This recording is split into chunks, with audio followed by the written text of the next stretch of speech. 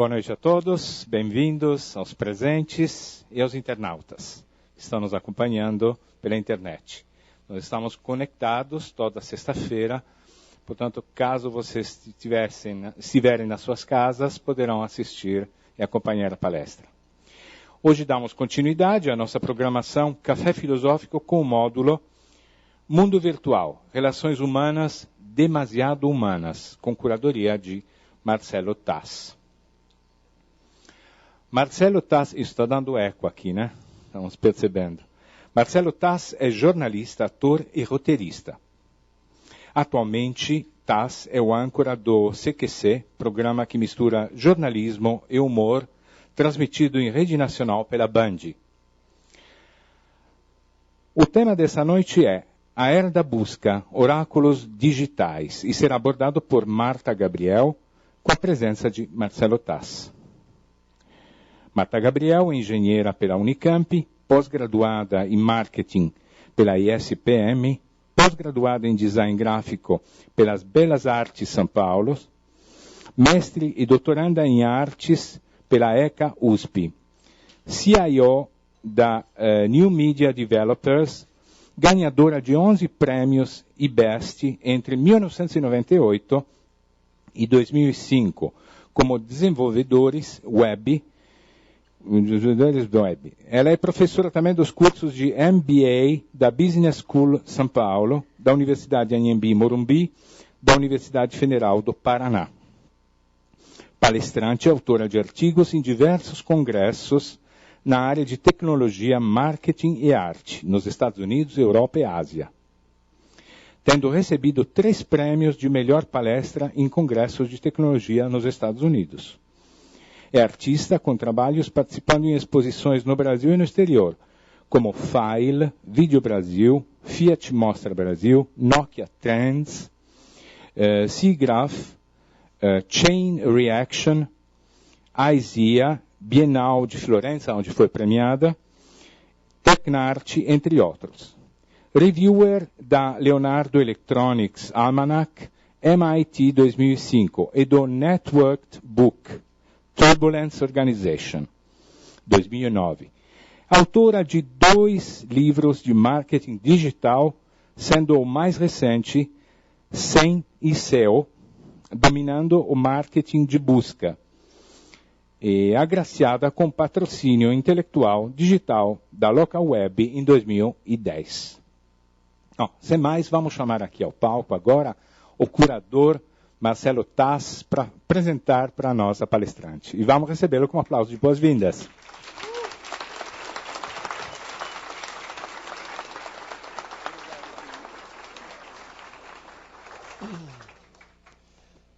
Boa noite. Tudo bom? Muito legal ver o Café Filosófico sempre assim tão animado, tão cheio. E hoje nós teremos um encontro muito especial.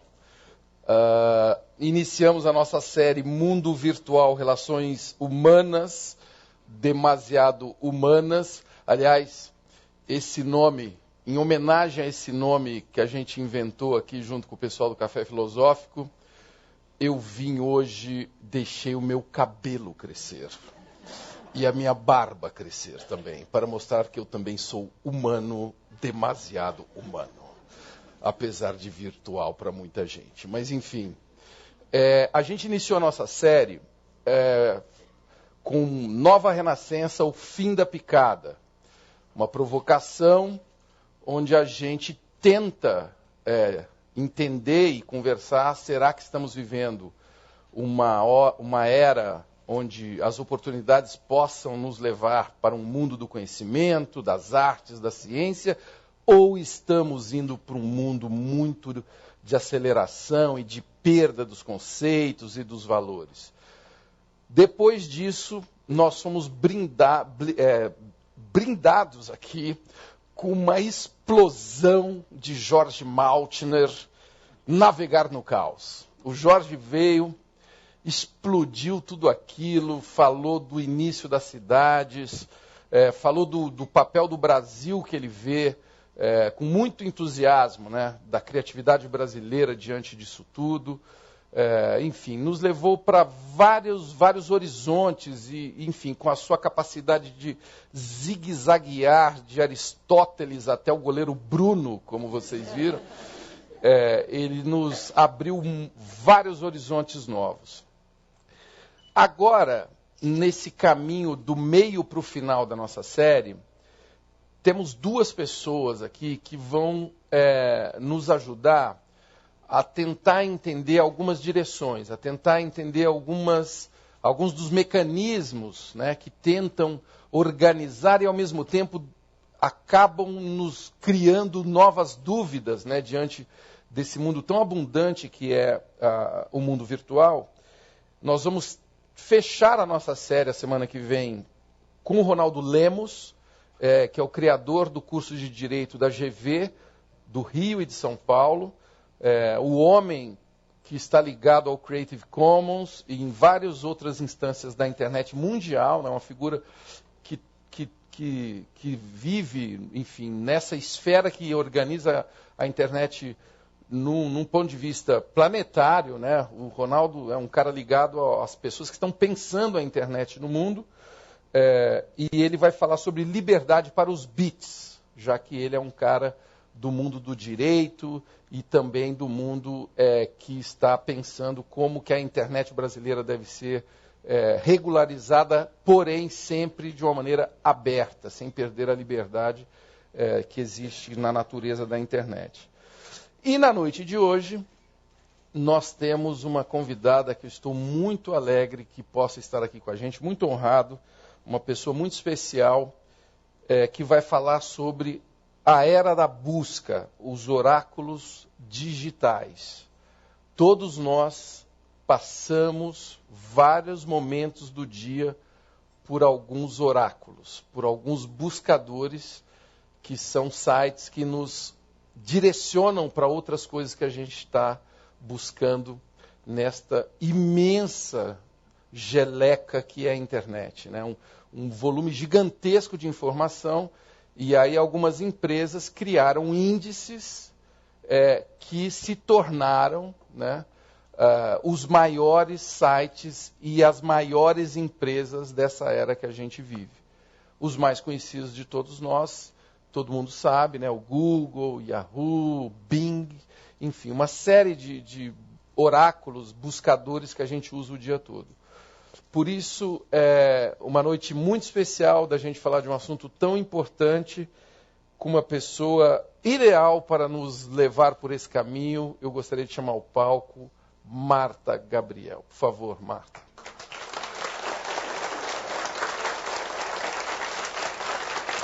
Por favor, Boa noite. É um prazer enorme para mim estar aqui. Queria primeiro agradecer ao Tass pelo convite. Quando ele convidou, eu falei, nossa, eu sou fã de cafés filosóficos em geral. E adoro esse programa, né, amiga do Tass. E também porque Campinas, para mim, é um lugar especial, né? Eu me formei aqui, então tenho um carinho super, super grande. Para a gente começar, eu vou falar um pouquinho sobre algumas coisas que contextualizam a minha fala daqui de hoje, né? A primeira coisa é por que eu comecei a estudar, né, essa parte de busca, e por que isso me inquietou, me fez ficar antenada no assunto. Em 2004, 2005, a minha empresa trabalha com tecnologia, com marketing, né? Em 2004, 2005, eu fui numa reunião com um cliente meu já de vários anos, e a empresa é muito grande, às vezes o pessoal perde contato de uma área para outra, né? E ele falou assim, Marta, eu não te achava na internet. Eu falei, como você não me achava na internet? Eu tenho um site pessoal, tenho e-mail. Ele falou, quando eu buscava você no Google, aparecia palestra, mas você não aparecia. Eu saí daquela reunião muito mal. Eu falei, não é possível, inquieta, né? Eu falei, preciso ver como é que é, porque eu não estou existindo. Se as pessoas não me acham, não existo, que é o que eu vou falar, a gente vai dar uma sequência aqui. Depois disso, comecei a estudar. E quando eu comecei a estudar esse assunto, para colocar meu site, hoje tá? Top 10, se vocês entrarem na primeira página do Google, Marta Gabriel, 9 das referências são coisas minhas. Mas, na época, eu ficava pensando assim, será que isso é ético? Eu ficar na primeira página? Tem uma outra Marta Gabriel no Canadá que é doutora. E eu falava assim, eu não sou doutora ainda, né? Eu falava assim, mas será que é justo eu estar na frente dela? E aí esse questionamento ético, puxa, mas a gente está manipulando coisas. Será que é legal manipular ou não? De onde que vêm essas informações, etc. E aí gerou toda essa pesquisa, né? E eu comecei a trabalhar com isso também. E um trabalho de arte que eu vou mostrar para vocês no final, que chama Oráculos Digitais. Outra pontuação, contextualização aqui. Quando eu dou essa palestra, quando eu falo sobre isso, já faz uns 4 anos que eu falo sobre isso, inclusive no exterior já falei sobre esse assunto 2, 3 vezes, o pessoal me acusa de tecnofobia. O pessoal fica tudo nervoso, preocupado no final, né? Nossa, meu Deus, a coisa está feia. Mas não é, a gente está olhando um lado e o outro, a gente não vive sem a busca. E outras palestras que eu dou, o pessoal me ataca de tecnofilia, que eu adoro tecnologia, que a gente não vive sem tecnologia. Ok, são as duas coisas, né? Então não é nem tecnofilia, nem tecnofobia. A gente usa a tecnologia com bastante propriedade, mas tem que saber o que está acontecendo. Então, o letramento digital, que é o grande, na minha opinião, é o grande questionamento que a gente tem aqui, que é a educação 2.0. A gente fala muito de inclusão digital, vocês devem ter ouvido muito falar de inclusão digital, todo mundo fala, né? Mas de educação digital, muito pouca gente fala. E educação digital é muito mais do que só você logar e sair do computador ou fazer 2, 3 coisas em alguns sistemas mais familiares. Bom, contextualizado, tudo bem? Estamos em casa? Então, vamos em frente. Olha só, a busca, especialmente, é uma coisa muito interessante. Aliás, não só a busca, né? O Tasso falou, nas outras palestras a gente viu, várias coisas que a gente faz hoje são antigas, tão antigas quanto o homem, né? Que é o caso das redes sociais, é o caso de quase tudo que a gente faz. E até no caso das redes sociais, às vezes a pessoa fala, nossa, mas só 10% das pessoas participam nas redes sociais, 90% só escuta. E como é que é aqui? Faz uma rodinha de 10 pessoas aí. Quantos falam e quantos que ficam só ouvindo? O ser humano é assim. Se você quiser mudar isso nas redes sociais, tem que mudar o ser humano. Outra coisa que o pessoal fala, mas só tem 40% de taxa de retenção. É muito pouco, né? As pessoas abandonam sites. Vamos comparar com a academia de ginástica? É muito mais do que isso, né? 40%, né? Como é que é? E curso de inglês? Quantos aqui já se matricularam 50 vezes? É muito menor. Então, gente, é o ser humano. A busca a gente faz desde sempre, desde que a gente nasceu. A diferença principal é que na pré-história, ou mesmo quando a gente é muito pequenininho, né, quando a gente acaba de nascer, está procurando leite, né, com a mãe, etc., sobrevivência, a gente usava instintos humanos para fazer qualquer tipo de caça, né, qualquer tipo de busca, e ferramentas mecânicas, pedra, metal, etc. E hoje, a gente começa a busca com o cérebro online, que sempre a gente busca qualquer coisa primeiro no digital, para depois a gente aprofundar e ir atrás aqui no meio físico, e em tempo real. Então isso muda bastante o cenário da busca e a influência que ela exerce na nossa vida. Mas a gente não vive sem buscar. Quando vocês vão para uma balada, vocês estão buscando alguma coisa. Ou entretenimento, ou amigo, ou algum tipo de coisa. Quando vocês estão no trabalho, vocês estão buscando algum tipo... A gente está sempre buscando algum tipo de coisa na maior parte dos ambientes que a gente está, ok? Então a busca é uma coisa antiga.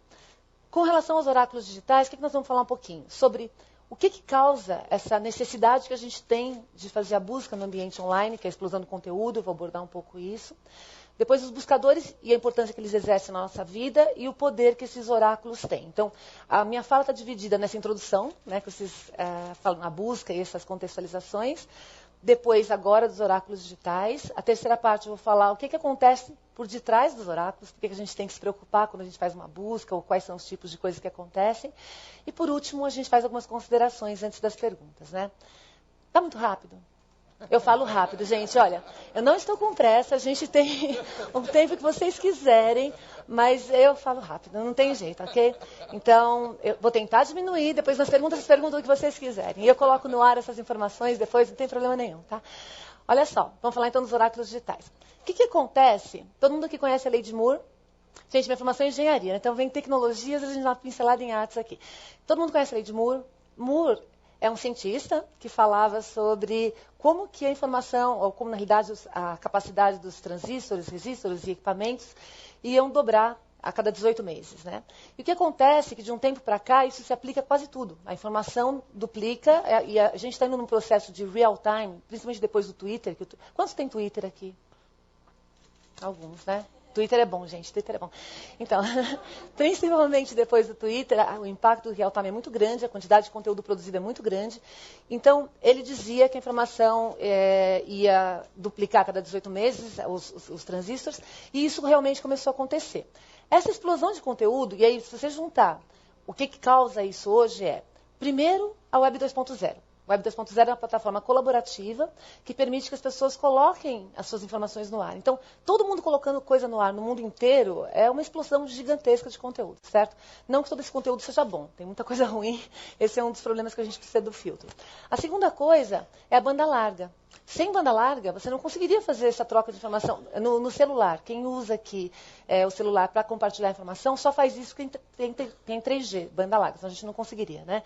E a mobilidade e a ubiquidade, que a gente tem computador em todos os lugares. Então, nesse cenário, o que a gente tem? Um volume gigantesco de informação sendo colocada no ar, e a gente está indo para um cenário pior ainda, que é a internet das coisas. Na internet das coisas, hoje, a predominância de links na internet são documentos. Daqui a pouquinho, a gente vai ter tudo catalogado, inclusive nós. E essas coisas, esses objetos, vão interagir com todo o restante, com todo o contexto, né? Que é a web semântica, etc. Então, a complexidade aumenta, a quantidade de informação aumenta.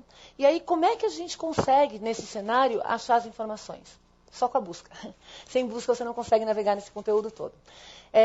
Essa distribuição de conteúdo, alguém aqui já ouviu falar da cauda longa? Todo mundo já ouviu falar da cauda longa? É um fenômeno. Quando você tem todas as informações disponíveis o tempo todo, quando você olha o gráfico de distribuição dessas informações, ela forma uma cauda longa entre os produtos que são super, hiper blockbuster, né, que são consumidos em grande escala, e aí vários produtos de nicho podem coexistir.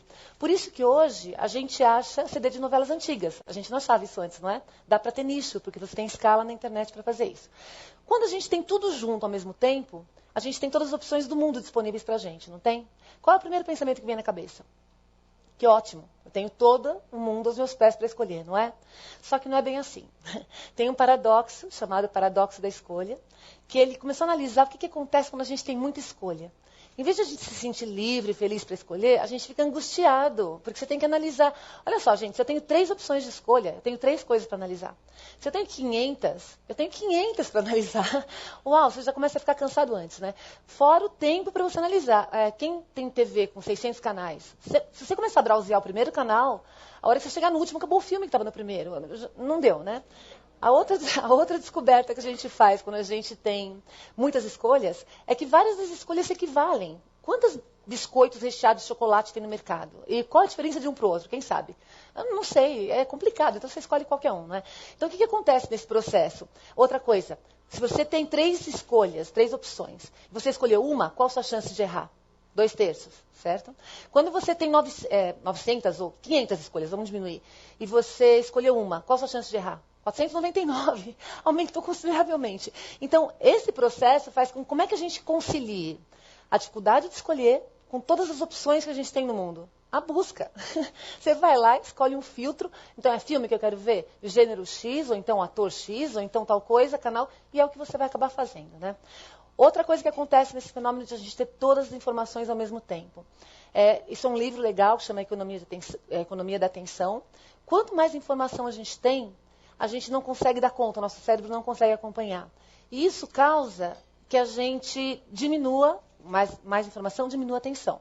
Então, a riqueza de informação causa pobreza de atenção. E a pobreza de atenção faz com que a gente só veja o que é relevante. Relevância é a palavra de ordem na web hoje, né? Nas redes sociais, no Twitter e na busca também. Link patrocinado é calculado por relevância. É só coisas relevantes que são mostradas. Então, a economia da atenção mostra pra gente que se você não for relevante para as pessoas, elas não vão prestar atenção em você. Ou se você não facilitar que elas façam a busca, elas não vão te encontrar e elas não vão prestar atenção em você também, ok? Então, todo esse cenário leva a gente para a era da busca.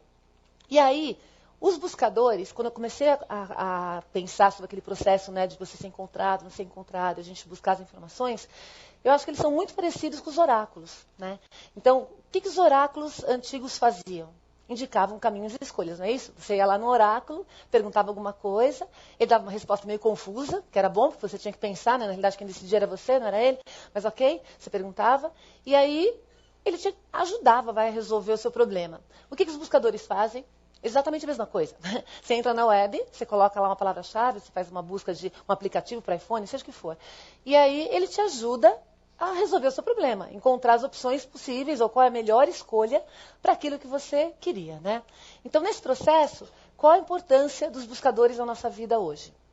Bom, primeiro, O Google virou verbo oficial da língua inglesa em 2006. Nada vira verbo oficial se você não fizer isso muito. Se vocês prestarem atenção em filmes, as pessoas falam, vou googar, né? Vou googar. Ficou normal. Filmes usando Google. Quem lembra aqui de pelo menos 10? A gente tem trocentos, ok? A gente tem muitos. Agora, o que eu acho mais assustador, do meu ponto de vista, é que todos os filmes que mostram as pessoas fazendo busca no Google, mostram elas encontrando as respostas corretas para as decisões humanas. Tem até um filme que é o Big Dave, ou aquele que tem um robô gigante que é de extraterrestres que vem para o mundo. Quando ele quer saber o comportamento dos humanos, ele busca no Google. Aquilo me revoltou. Quando eu vi aquele filme, eu falei assim, não é possível que se alguém fosse analisar o comportamento humano e achar as informações no Google. Nós vamos ver por que isso me revolta, mas tudo bem. O cinema usa isso, né? Então já foi para o imaginário coletivo, já foi para aquilo que a gente faz como uma coisa normal. Pensando na história, um pouquinho rapidinho, pincelada dos buscadores, o Yahoo foi o primeiro, ok? Em 94. O Google nasceu em 98. E do ano passado para cá, a gente viu uma revolução nesse cenário por causa do Twitter. O Twitter chacoalhou todo mundo por causa do tempo real. O Google já mudou bastante coisa. Nasceu um novo buscador, que é o Bing, da Microsoft, que fora do Brasil está fazendo bastante concorrência para o Google. Em português ainda as buscas não estão tão interessantes. E ainda alguns buscadores semânticos, que nem o Wolfram Alpha, não sei quem já usou o Wolfram Alpha. Wolfram Alpha, gente, muito legal, tem até um TED Talk sobre o Wolfram Alpha, falando sobre a busca semântica. Ele se chama de máquina de calcular, ele analisa contexto, etc. Né? Bom, os buscadores são super importantes no cenário. E algumas estatísticas. 90% das pessoas online usam buscadores. Os 10% que não usam, deve ser aquelas pessoas que realmente entraram agora e ainda não sabem que eles existem, né? Ou então aquelas pessoas, porque todos no cenário digital... Tem alguém aqui que não usa buscador? Nenhum? Google, Yahoo? Então, eu esperava que ninguém levantasse a mão. Ótimo. Ok. Então, tá ok. 75%, outra característica, além do que eu vou falar, 75%, mais de 75% das pessoas declaram em pesquisas feitas por órgãos de pesquisas no Brasil e no mundo, que elas acreditam no resultado que elas receberam. Ou seja, aquilo lá é a melhor coisa para mim. Isso é um problema. Por quê? Quando você acredita em algo, aquele algo te domina. Aquele algo passa a ter valor para você, certo? Então, as pessoas acreditam nisso. Uma perguntinha aqui. Quem aqui nunca comprou nada usando Google? Ou Yahoo? Uau, 2, ok. Quantos aqui nunca... curso, palestra, escola para os filhos, viagem, carro, nunca nada. É raríssimo. Ou seja, uma pessoa levantou a mão e a gente tem um monte, né? Quem aqui consegue ficar um dia sem utilizar a busca? Você eu sei que consegue, você nunca buscou nada. Ok. Quem consegue? Gente, a maior parte, eu desafio, tá? Quem fala que consegue, eu desafio que vocês... Às vezes eu desafiava meus alunos, vão ficar uma semana. Isso há um ano atrás, ok? Uma semana impossível, inviável. Um dia, a gente não fica um dia sem buscar. Você tem que bloquear em todos os seus browsers quando você vê se já está buscando. Se você não consegue ficar sem algo, você é viciado. Desculpa, vocês são viciados, ok? Todos nós aqui somos viciados em busca. Vício e dependência, né? E cada vez mais, olha só, a gente busca texto no Google, não é isso? Google, Yahoo, Bing, etc. A gente já tem opções para busca de música, quem usa Shazam aqui, SoundHound, tem opção de busca, de reconhecimento de imagem, de N outras possibilidades que a gente... Locais, Foursquare, tem alguém que usa Foursquare aqui, de locais, inclusive o Facebook ontem lançou o Places, que usa localização também. Quantos usam... Uma enquetezinha básica. Quantos usam Orkut aqui? Facebook? Ok, Twitter de novo? YouTube? Foursquare? Ok. A gente tem um cenário. Ok. Bom, cada vez mais a gente tem coisa legal para buscar, ok? E isso é sedutor, é sedutor. Olha só, poder dos buscadores. O que dá poder para algo? É você acreditar naquilo, tá certo? O que dava poder para os oráculos antigos? A divindade. A gente acreditava que eles eram divinos, né? As pessoas acreditavam que eles eram divinos. E isso dá poder para o que eles falam. Nos buscadores, lembra que eu falei, a crença nos resultados é aquilo que dá poder. Só que se a gente for comparar o poder que os oráculos antigos tinham com o poder que os buscadores hoje têm, pensa só, as pessoas tinham que ir até um lugar distante para perguntar para os oráculos, não é isso? Dava trabalho, né? Cansativo, tinha que saber onde ele estava, etc. Né? Era de vez em quando. Buscador está a um clique de distância. Você tem um buscador em todos os lugares. Você pergunta. E o que é pior, os oráculos, você tinha que interpretar o que eles falavam. E os buscadores, eles te dão a resposta ali, é isso. Não tem questionamento, está lá para você fazer. Então o poder é um pouco maior. E o meu questionamento aqui é, as pessoas sabem disso? Será que as pessoas sabem que quando elas estão usando um buscador, ou a busca em geral, que no iPhone também a gente tem busca, gente, não é só o Google, tá? Estou falando de maneira geral da busca. Será que a gente sabe? Vocês tinham essa noção que vocês, quando faziam uma busca, tinha tanta influência naquilo que vocês fazem, que determina o dia a dia de vocês? Tem mais uma coisa que é importante. Quanto mais a gente está no ambiente ubíquo, com computação, e quanto mais a gente está com o celular na mão, mais a gente busca. Hoje, quando eu estou conversando com pessoas, e alguém falou algum termo que eu não sei, eu busco na hora. Então, isso está mudando o modo como eu atuo no mundo. Porque em cenários onde eu não posso buscar, porque não tem conexão, ou estou sem o celular, ou alguma coisa... Acabou a bateria, é inferno para mim, ok? Aliás, eu digo que o que regula o mundo é... o que domina o mundo é a bateria. A gente é limitado pela bateria. Essa é a limitação. No dia do apagão, quando acabou minha bateria, eu apaguei também. Não tinha jeito. Então, se eu estou num lugar que eu não consigo achar uma informação, eu começo a ficar nervosa. Por exemplo, no cinema. Você está no cinema, você não vai parar o filme. Você está num lugar escuro, você não pode ligar o celular, certo? E aí acontece alguma coisa que eu não posso mais ver quem que é contemporâneo de quem, ou se é aquela informação. Eu começo a ficar coçando até a hora que eu saio do cinema para pegar a informação. Então, isso modifica o comportamento da gente. A influência vai ser cada vez maior naquilo que a gente faz. Outra coisa que também é legal a gente refletir. O que não é encontrado não existe, ok? Sinto muito para dizer para vocês, se vocês não forem encontrados, vocês não existem. Um amigo meu recentemente, ele é executivo, e ele chegou para a secretária dele. Em São Paulo tem aqueles vários blocos, né, de conjuntos comerciais, e embaixo tem um monte de lojinhas, né? E aí ele falou, por favor, vai na papelaria, que eu preciso urgente de alguma coisa lá que ele precisava. Aí ela foi no Google, olhou, ela voltou para ele e falou assim, não dá, não tem nenhuma papelaria aqui. Ele falou assim, eu trabalho aqui há não sei quantos anos, eu garanto que você descer, virar ali, tem. Impossível, não está no Google.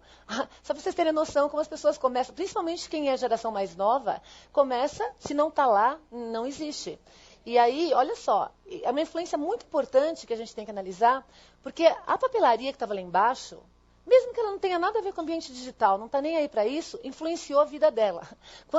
Quanto mais pessoas estiverem usando e se digitalizando e utilizando as buscas, mais quem não está também está sendo parte do processo, está sendo afetado pelo processo, ok? Então, o que não é encontrado, não existe. Um exemplo disso, quando alguém faz download de vídeo aqui, do YouTube, ou quando você grava algum arquivo, o que você coloca no título? Tudo quanto é palavra que você quer encontrar depois, não é isso? Para você poder fazer a busca dos termos, porque a gente não tem metadados. Ou seja, se você não fizer isso, você perdeu os seus arquivos. Não é isso que acontece nas empresas. Inteligência corporativa, né? Conhecimento compartilhado. Se cada um deixar no seu computador algo que está com o nome que os outros não saibam, você não tem mais como achar informação. Você perdeu a informação. Então, o que não é encontrado não existe, ok? Então, algumas perguntas para a gente passar para a próxima parte, algumas reflexões.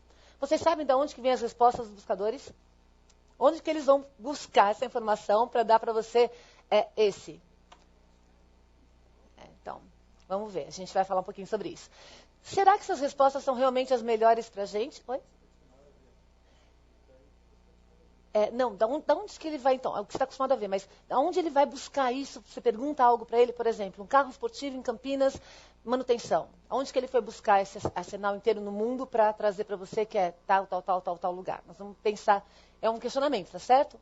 Segundo, será que essas respostas são melhores para a gente? Aquelas que vêm logo de cara. Será que são as respostas que são as mais interessantes para vocês? Não sei, né? Outra coisa, quando vocês estão fazendo a busca, vocês já pensaram com quem que vocês estão compartilhando aquele momento de busca? Ou vocês acham que vocês estão sozinhos? Então, vocês já pensaram se é possível controlar as respostas que vêm para vocês?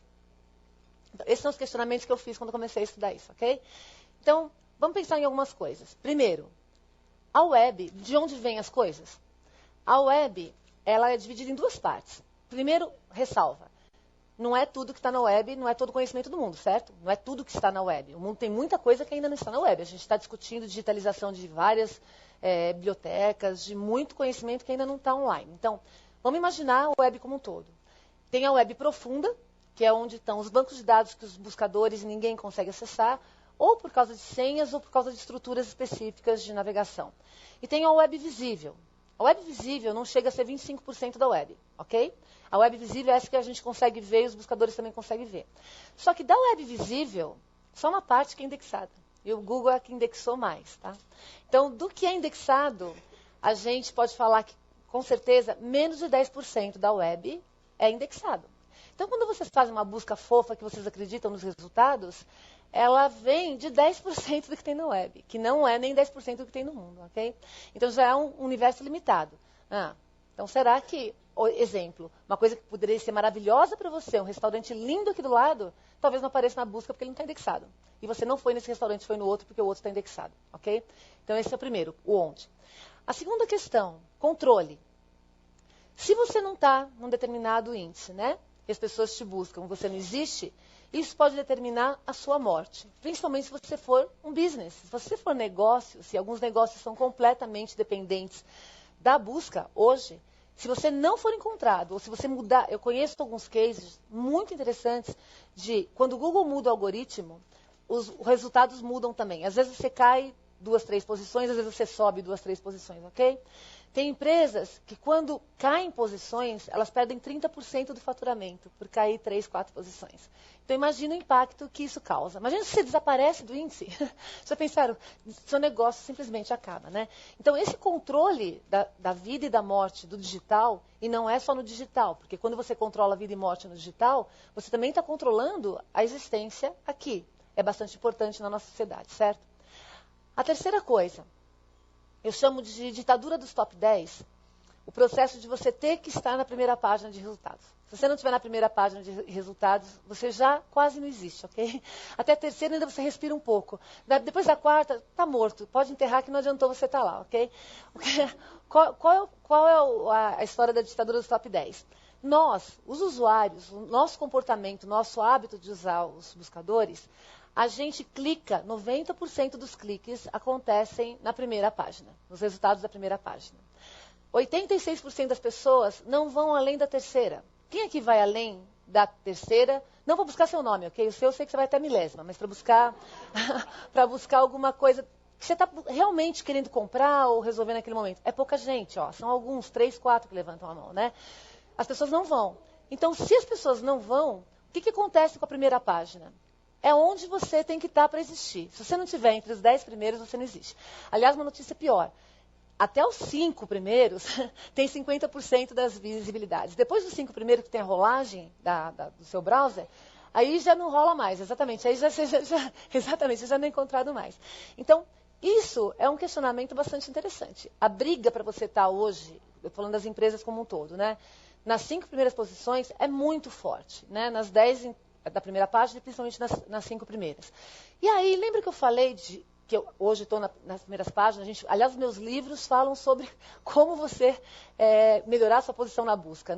Não fala sobre essa parte de questionamento que a gente está tendo aqui, né? Essa é a parte que eu faço mais nas humanas, quando a gente está refletindo sobre a sociedade. E aí, qual é o questionamento? Ética, gente. Do que se alimentam os buscadores? De conteúdos de páginas, não é isso? Basicamente isso. O que você coloca nas páginas é o que eles vão lá, leem, né, catalogam. E aí, se você não for ético com os conteúdos que você coloca nas páginas, você acaba manipulando a informação de maneira antiética. Cada vez mais os buscadores têm tentado evitar isso, tem vários filtros, eles tentam analisar quando as pessoas estão tentando manipular, mas ainda assim, a ética é uma coisa que a gente tem que pensar. Se está certo ou está errado, que nem eu pensei na outra, né? Será que a outra Marta Gabriel não deveria estar mais na frente quando alguém busca? Talvez estejam buscando ela. Não dá para você controlar o Justifine, mas a gente tem que sempre pensar nos processos éticos na hora de publicar algo. E pensar quando a gente está consumindo, se aquilo também é ético ou não, né? Como é muito novo esse ambiente digital, um dos problemas que a gente vê, tanto na busca quanto nas redes sociais como um todo, é as pessoas têm dificuldade de validar a informação. Então, aqui, por exemplo, eu consigo, em função do comportamento de vocês, de cada um de nós, rapidamente a gente vê quem que a gente deve acreditar ou não, ou se a pessoa é muito chata, começa a falar demais, interromper. O próprio ambiente se autorregula, porque está num ambiente que todo mundo está vendo todo mundo. No digital, você não está vendo as pessoas, né? Está fora de contexto. A descontextualização é um problema. E aí fica muito mais difícil de você validar. E a gente não adquiriu ainda essa habilidade. Aqui é igual, tem que validar para ver se o processo é ético, se o processo não é ético, né? A quarta coisa é manipulação. Qual é a credibilidade que essa plataforma dá para a gente se as coisas podem ser manipuladas? Tudo pode ser manipulado? Não, não pode ser tudo manipulado, ok? Eles, na realidade, tentam fazer o melhor trabalho possível para que ninguém manipule. Eles têm o controle. Se eles tirarem você do índice, você está ferrado. Mas, de qualquer forma, eles não querem que ninguém manipule esse processo. Então, de qualquer forma, algumas coisas a gente manipula, mas uma grande parte a gente não manipula. Na realidade, vem a busca para tentar resolver o seu problema e te entregar a melhor relevância realmente. Outro problema.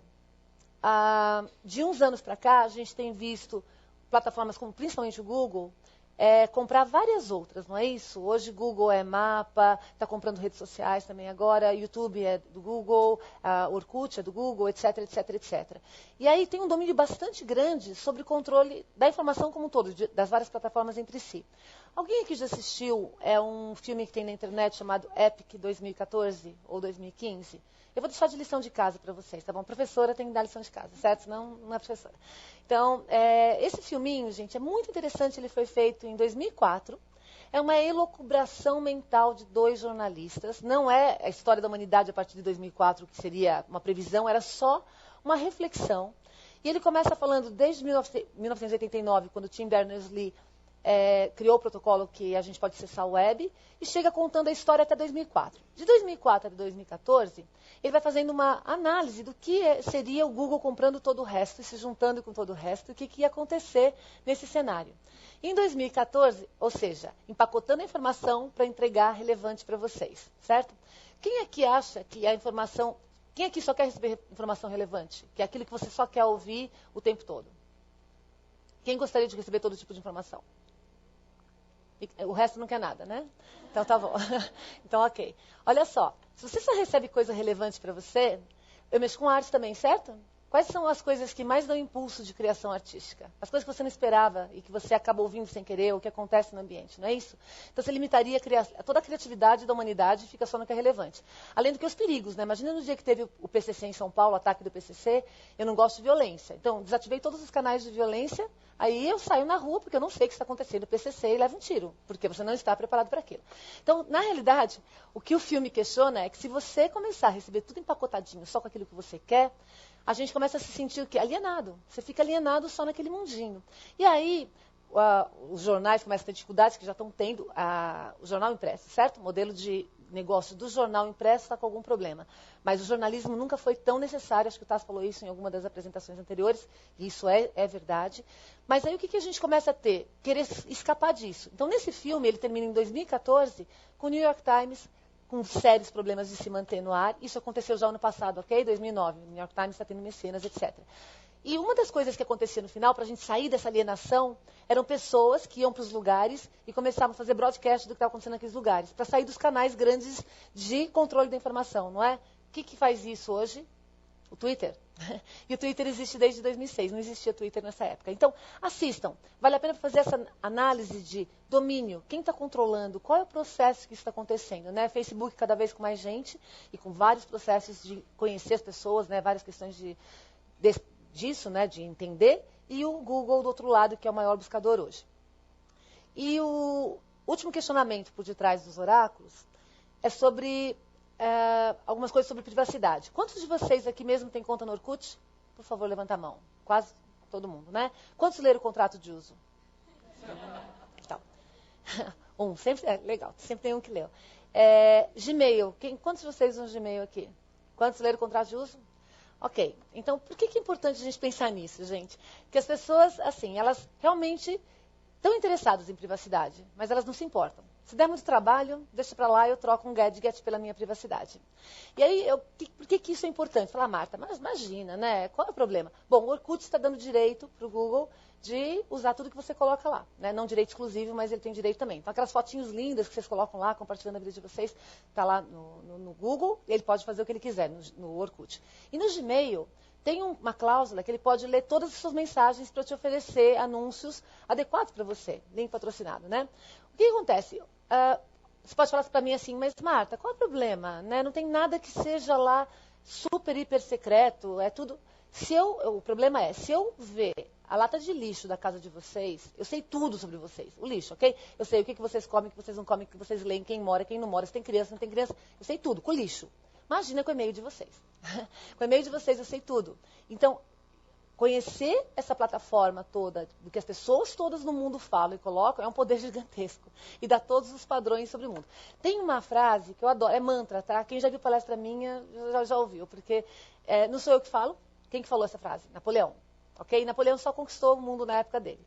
E ele falava o seguinte, que só tem 2 alavancas que movimentam o mundo. Alguém sabe quais são? Aqui? Então vou falar, né? Pergunta difícil, essa hora não é legal. Interesse e o medo, ok? Por que o interesse e o medo, gente? Se eu souber os interesses de uma pessoa e os medos dela, eu domino essa pessoa, tenho na palma da mão. Vou dar um exemplo. Esse exemplo eu criei para ficar bem simples para a gente entender. Vamos falar do amor? O amor é lindo, né? O amor não tem interesse, não é? Não tem interesse? Ou você está interessado no sentimento gostosinho que está sentindo, ou está com medo de perder aquilo. É as duas coisas. Religião, então. Religião é a coisa mais pura, não é?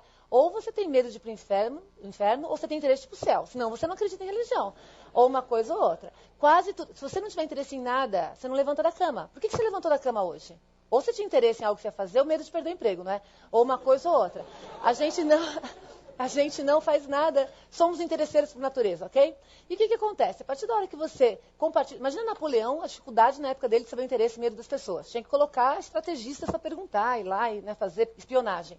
Agora o povo vai lá e coloca de graça todas as informações, tudo que acontece na vida. Ainda no Foursquare compartilha, eu estou aqui, compartilha a posição, para as pessoas saberem que você está lá, para poder ser assaltado.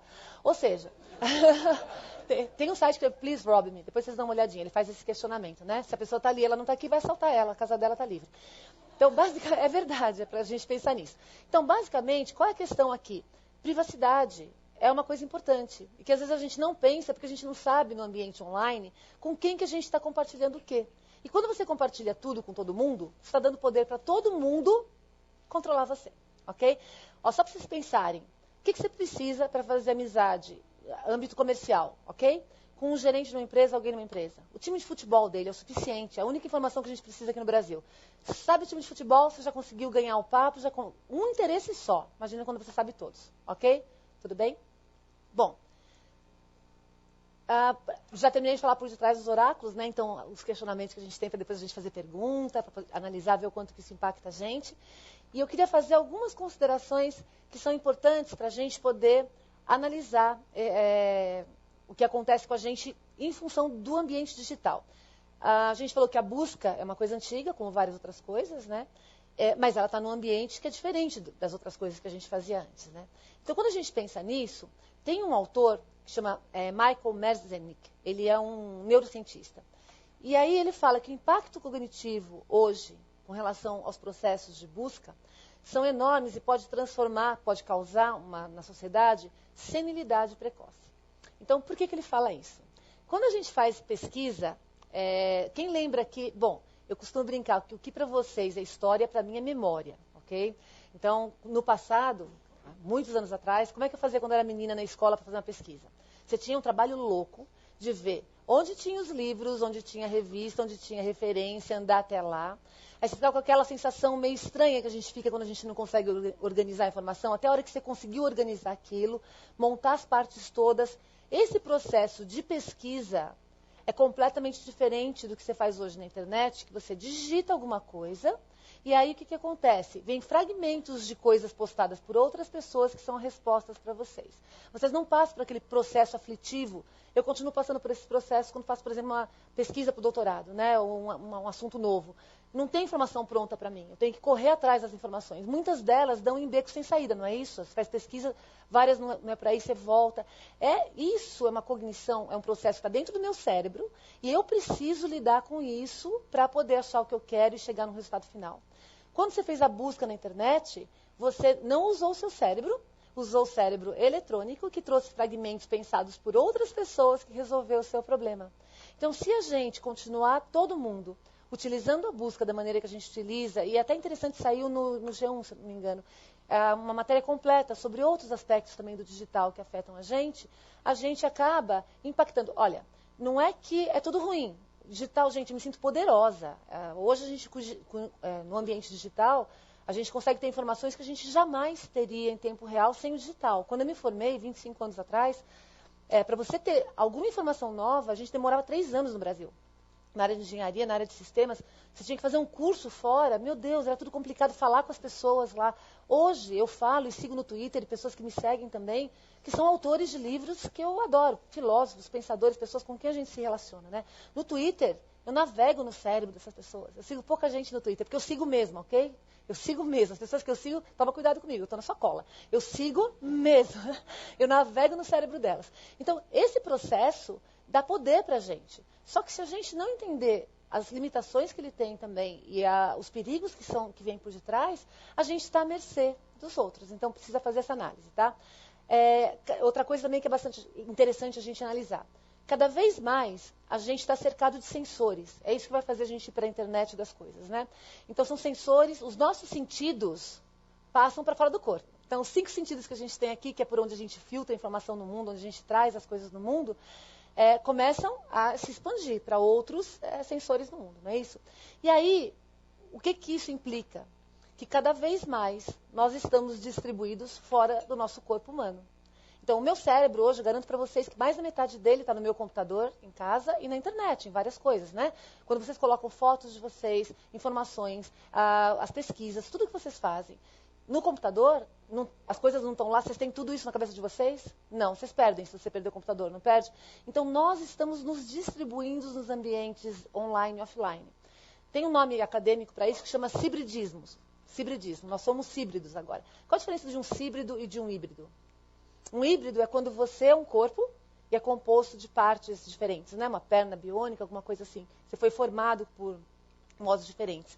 E o híbrido é quando o seu corpo se esparrama entre várias outras coisas diferentes. Você vive nessas... Nós não somos mais on e off, nós somos on e off o tempo todo, né? E quanto mais a gente digitalizar, não sei quantos de vocês são tão neuróticos e ficam o tempo todo com o celular. Quem é que dorme com o celular do lado da cama? Então, gente, por que... Então, uma provocação. Vocês concordam que a síndrome de deficiência de atenção está aumentando? Ou alguém discorda? Então, por que está aumentando a síndrome de deficiência de atenção? Porque as pessoas não dormem bem mais. Elas dormem com o celular do lado da cama. Nos Estados Unidos, os jovens mandam mais de 100 SMS por dia. Quando você manda mais de 100 SMS por dia, você está o tempo todo com alguém. Você não consegue mais ficar sozinho. As implicações que a gente tem. Tem um documentário muito interessante que chama Digital Nation. Vocês podem ver na internet depois. São vários episódios com 9, 10 minutos que mostram o impacto do digital no cérebro das pessoas. E é muito interessante a gente ver isso, que a gente acha que a gente não está sendo impactado. Quem é que acha que é multitarefa e consegue fazer tudo ao mesmo tempo aqui agora com a mesma produtividade? Todo mundo acha, né? Eu, pelo menos, quando estou com todas as coisas lá, eu acho isso, né? Fizeram um teste com os estudantes de Harvard, MIT, Harvard e Stanford, que é a elite dos estudantes dos Estados Unidos. A média deles era 9,5, está baixando para 7.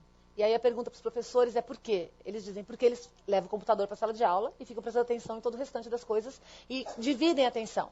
Quando você pergunta para o aluno, ele fala, de jeito nenhum, imagina, eu sou tão eficiente quando eu estou fazendo uma coisa quando estou fazendo 10. Levaram eles para os laboratórios. Vamos fazer em laboratório um teste, faça uma coisa por vez e faça agora, cai para 70% a sua performance. Então, a gente entender que isso está acontecendo faz com que você... Quem consegue twittar durante uma palestra? Tem uma dificuldade enorme. Ou eu presto atenção no que o cara está falando, ou eu twito. Ou então, às vezes, quando é muito interessante, eu twito rapidinho, já perdi algo, fico me sentindo... Ou seja, é um estresse completo, né? A outra coisa que está acontecendo, por causa de todas essas tecnologias que a gente tem, todas essas opções que a gente tem, tem um termo que também não é novo. Nada que a gente falou aqui é novo, hein? A única novidade é que é tudo muito mais, né, intensificado, um volume maior, e o modo de você propagar, mas a gente já faz há um tempão. Se a gente pegasse, nos anos 60, eu vou falar do quê? Da infobesidade, tá? Infobesidade não é uma coisa nova. O que é infobesidade? É o excesso de informação, que começou já faz uns 15 anos, não é desde agora. Nos anos 60, o que a gente tinha para fazer? Alguém lembra? Bom, eu posso lembrar, porque eu nem falei para mim a história para vocês em memória, né? Então, nos anos 60 a gente tinha televisão, não tinha rádio FM, tinha um canal de televisão ou 2 no máximo, livro, acabou. Não tinha gravador, tinha rádio, com alguns canais, não consigo lembrar de mais nada, ok? Aí foi aumentando. Quando a gente começou a ter videocassete para gravar, gravador para as outras pessoas, você começa a ter mais lição de casa, né? Eu vou gravar e eu vou editar, eu vou fazer foto. Antes você tirava foto, demorava um mês para revelar, gente, a preto e branco, depois a colorida, ok? Isso quem tinha máquina. Agora a gente tem máquina, aí filma, aí que acontece? Você tem tanta coisa que você pode... Quem aguenta preencher mais do que 3 perfis de redes sociais? Não dá, né? Não sei quantos, mais blog, mais não sei o quê, mais blá, blá, blá, blá. Você começa a ficar com as mesmas 24 horas do dia, que você tinha para fazer 3 coisas nos anos 60, e agora a gente tem 24 horas para fazer 500 coisas. E 500 coisas legais. Ah, não, mas eu posso editar isso. Puxa, mas eu podia fazer aquilo. Ah, mas... Não dá. Você dorme... Quem dorme mais do que 4 horas por noite aqui? Nossa, estou me sentindo mal agora. Gente, só eu. Ok. Então, cuidado para não ficarem igual a mim, ok? Cuidado. Você começa a não ter tempo. Você vai dormir 3 da manhã, acorda às 6 da manhã. Então, gente... Ok, doeu, né? Eu sei. Olha só, gente. Esse processo todo... Eu vou encerrar para a gente poder bater um papo aí, falar do que vocês quiserem, da busca, do impacto da busca. A gente pode falar de redes sociais, dessas coisas todas que eu vivo metade lá, ok? Então, tá tudo bem. Para entender que a gente não é mais isolado disso, a gente faz parte disso. Estamos cada vez mais híbridos, fazendo parte desse processo. Antes de finalizar, eu adoro frases, né? Quem me conhece há um tempão sabe que tem tanta gente que veio antes de mim, que são super pensadores inteligentes, falam coisas maravilhosas. Para que eu vou pensar de novo, né? Então, uso a frase deles e já falo para vocês, né? Então, uma das primeiras frases que eu queria compartilhar com vocês é de Saint-Exupéry, que ele fala assim: não existe esperança de felicidade, exceto nas relações humanas. Isso é essencial porque eu mexo com tecnologia, né? Sou nerd de natureza. Mas a coisa que eu mais gosto de falar em todas as palestras de tecnologia é que tecnologia não é estratégia. Como você usa a tecnologia que é estratégia. E a gente usa a tecnologia para conectar pessoas. Aliás, tem uma outra frase que eu não lembro quem falou, mas é muito boa, que fala assim: conectar computadores é um trabalho, conectar pessoas é uma arte. E é uma arte muito difícil, é a arte do relacionamento, né? Então, esse é um primeiro questionamento. Pensem. Às vezes a gente fica tão focado na tecnologia que a gente esquece o importante. A gente só fica pensando nos processos digitais que nos envolvem. E tem uma outra frase, que é de Ricardo Polastrini, que ele fala assim: viver é aprender à medida das coisas. Né? A gente vive aprendendo... Aliás, não sei vocês, mas, por exemplo, quando eu estou nos Estados Unidos, eu não consigo saber quanto que é 100 Fahrenheit. Eu não sei se vai fazer calor ou se vai fazer frio. Ou então, as pessoas falam: quanto que você engordou nessa semana, emagreceu, e começa a falar em, eu não sei, pounds, desculpa, não tenho a mínima ideia. Se a gente não tem as medidas, a gente não consegue viver, a gente não consegue estar inteiro naquele mundo. Né? A gente tem as nossas mensurações. E aí, a provocação é: a medida das coisas está mudando com o digital. A gente está mensurando com outras cabeças, com outras coisas, com outros cérebros que não são os nossos. E isso talvez mude o nosso viver. Né? Não sei quantos de vocês também já usaram Second Life, que vai muito bem, obrigado. Quando o pessoal fala que Second Life morreu, mentira, tá? Vamos pesquisar lá. Eu tuito toda hora sobre isso. Quando você está no Second Life, você vive no Second Life, aquilo é sua realidade. Mesmo que você esteja aqui, né? O lá e aqui. Então, quando você tem... E lá você voa. Lá você tira foto só fazendo assim. Então, você consegue ver daqui até lá longe, 100 metros, 200 metros, só com um zoom no olho. E a gente começa a querer fazer isso aqui não tem ainda, né? Então, a sua medida começa a mudar. E se você muda a sua medida das coisas, você muda o seu modo de viver. Antes de falar obrigada para perguntas, eu quero mostrar para vocês o vídeo. Eu nunca paro, né? É assim, eu só tem botão de on. Se alguém não der uma apertada, não tem botão de off. Mas... Aí a gente vai para frente. Lembra que eu falei que eu fiz um trabalho de arte, que expus em vários lugares, inclusive, que é... Eu vou mostrar para vocês. Isso, é Digital Oracles. Vejam primeiro, aí eu falo. Eu gravei um videozinho. Ele está no ar, depois vocês podem brincar com ele, ok? Ele mostra, ele faz as pessoas refletirem. Essa é a minha intenção, pelo menos, né?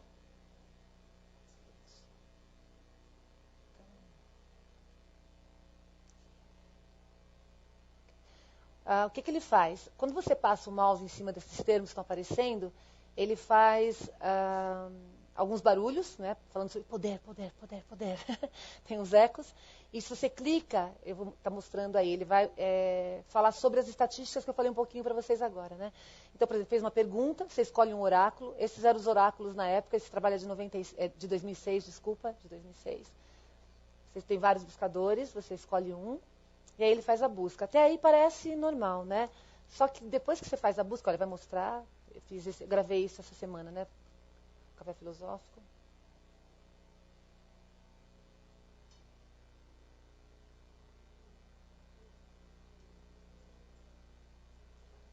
Quando você fecha, aí ele começa a fazer questionamentos para você, né? Existe privacidade? Onde que você buscou? Então, essas coisas todas que a gente falou aqui agora, ele começa, a cada vez que você interage, ele traz uma coisa nova, uma partícula nova de informação para fazer essa parte de crítica, né? Que, aliás, isso é uma coisa interessante, que a arte, os artistas, como eles não têm comprometimento com funcionalidade, que é diferente da engenharia, do design, que você tem comprometimento com o projeto funcional, a gente pode fazer qualquer coisa, experimentar todas as plataformas, né? Então, normalmente, os artistas são as antenas do mundo. O artista vai lá, começa a sentir aquela coisa incomodando e faz trabalhos para poder alarmar as pessoas, né?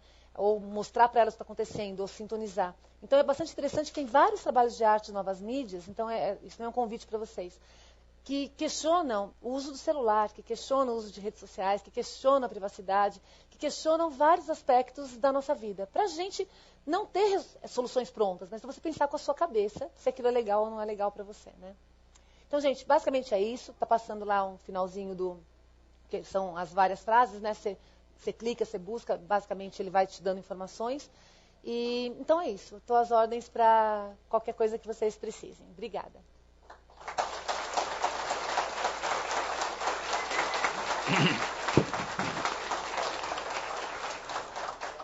Bom, depois desse incrível, né, expressão, Marta vai realmente à velocidade dos beats, né? Para acompanhá-la é uma coisa assim impressionante. Então, cada um de vocês deve ter não uma, mas mais dúvidas. Então, façam disso um ponto de força, levantem a mão e vamos teremos a Jéssica e Cláudia que irão até vocês. Procurem serem breves para que todo mundo possa participar. O objetivo já tem algumas perguntas por aqui, aqui também. Então, a primeira pergunta é do Marcelo Tass. Muito bem. Depois desta verdadeira, enfim, sermos metralhados com tantas provocações e informações preciosas da Marta,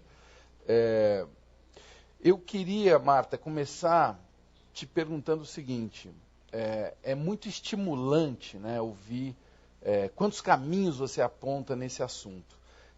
Eu vou pedir para você nos dizer da história das buscas, já que você falou que você tem aí toda a história aí com você, que me parece ser muito reveladora, né, porque os caras começaram de uma necessidade humana, né? Parece que os nerds estavam lá na escola e acharam uma maneira de achar as colas e os trabalhos de escola lá. Eu queria que você contasse a origem da busca, como que nasceu, né? O Google, e como que isso foi crescendo, e quais são as nossas buscas hoje, né?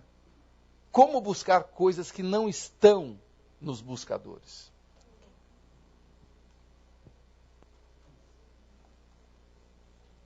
Estou anotando para não esquecer. Quais são as perguntas? Então, a primeira é da história, né? A história da busca. E como buscar hoje. E aí tem mais uma coisa importante. Bom, história. Como que começou a necessidade de ter buscadores na internet? Foi o que o Tass falou, eram dois estudantes, que foram os inventores do Yahoo, que eles tinham os links para as coisas que interessavam para eles, isso em 1994. Lembra, a web existe desde 1989, protocolo do Tim Berners-Lee, mas ainda não era uma coisa bastante, o HTTP, né? Não era uma coisa bastante difundida, entrou primeiro para as universidades, etc. No começo da web, você tinha o HTTP, e escrevia o endereço, que é a nossa URL, né? E eles tinham umas listinhas desses endereços, endereço com cola, informação importante, com tudo que eles queriam.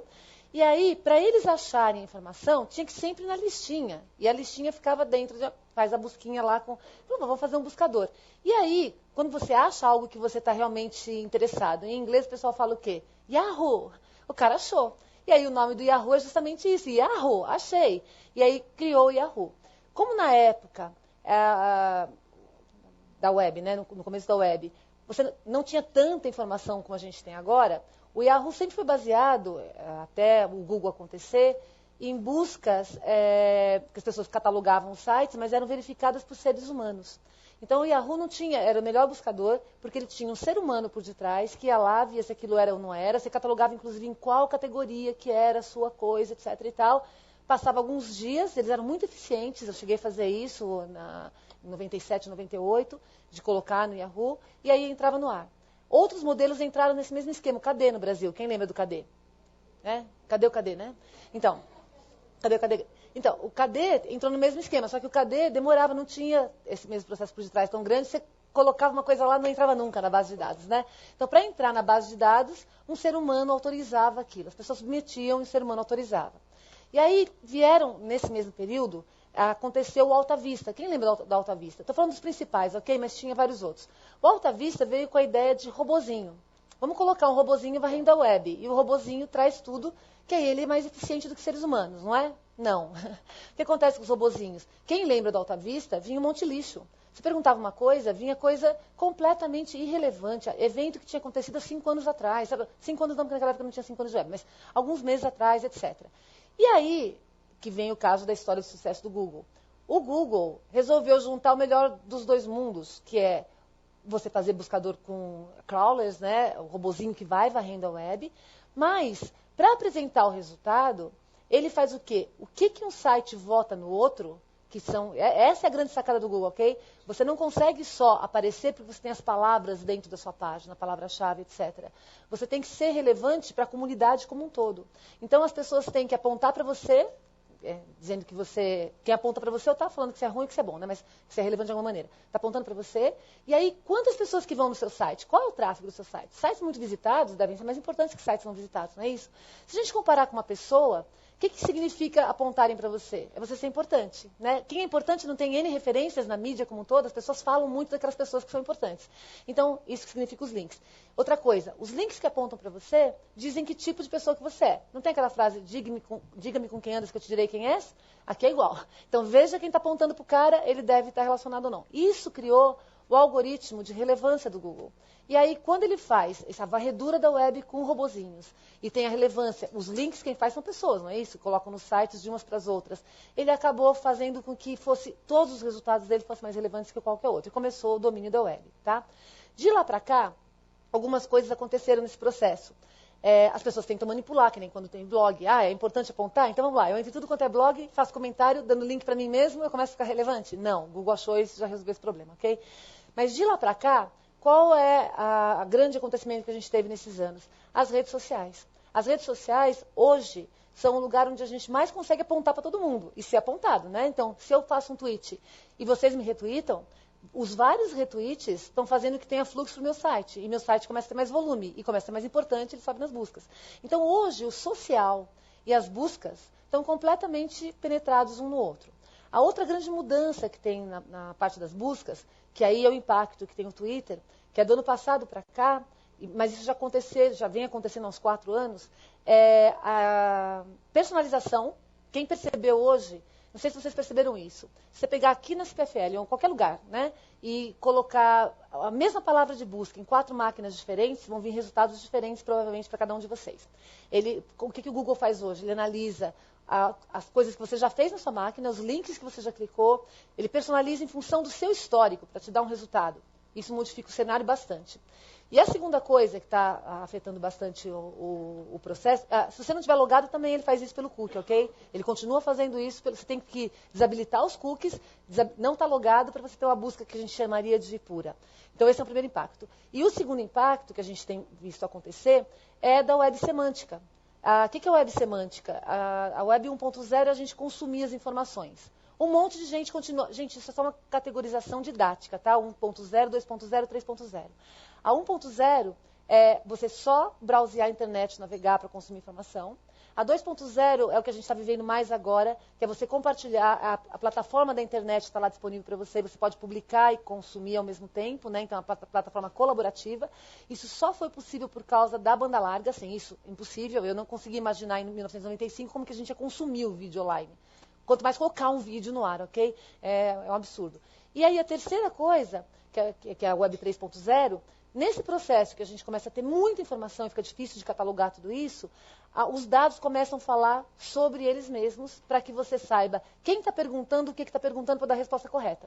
Então, por exemplo, hoje, se você quiser achar um restaurante em Campinas, se eu quiser achar um restaurante japonês em Campinas aqui perto, eu tenho que entrar com essas informações da busca, não tenho? Se fosse busca semântica e eu estou logada, eu coloco, eu quero um restaurante. Ele sabe que eu estou em Campinas, ele sabe que eu gosto de comida japonesa e vai me dar a resposta na hora. A semântica, ela vai te dando significados, ela elimina as ambiguidades que não são eficientes naquele momento. Hoje, se você fizer uma busca no Google, ele está tentando ir para a semântica, ok? Semântica é difícil porque precisa inteligência por detrás do processo. Se você hoje fizer uma busca, por exemplo, em Londres, se você estiver buscando alguma coisa em Londres, que é próximo do London Eye, embaixo provavelmente ele vai falar para você, você não quer ver também London Eye, o aquário que fica ali do perto, no South Bank? Ele começa a querer entender o que você quer para te dar a sequência. Por que a busca semântica é complicada? Porque ela precisa da inteligência humana. Isso está sendo resolvido também. Quem já ouviu falar aqui de crowdsourcing? Crowdsourcing somos nós, trabalhando de graça para toda a máquina computacional da web.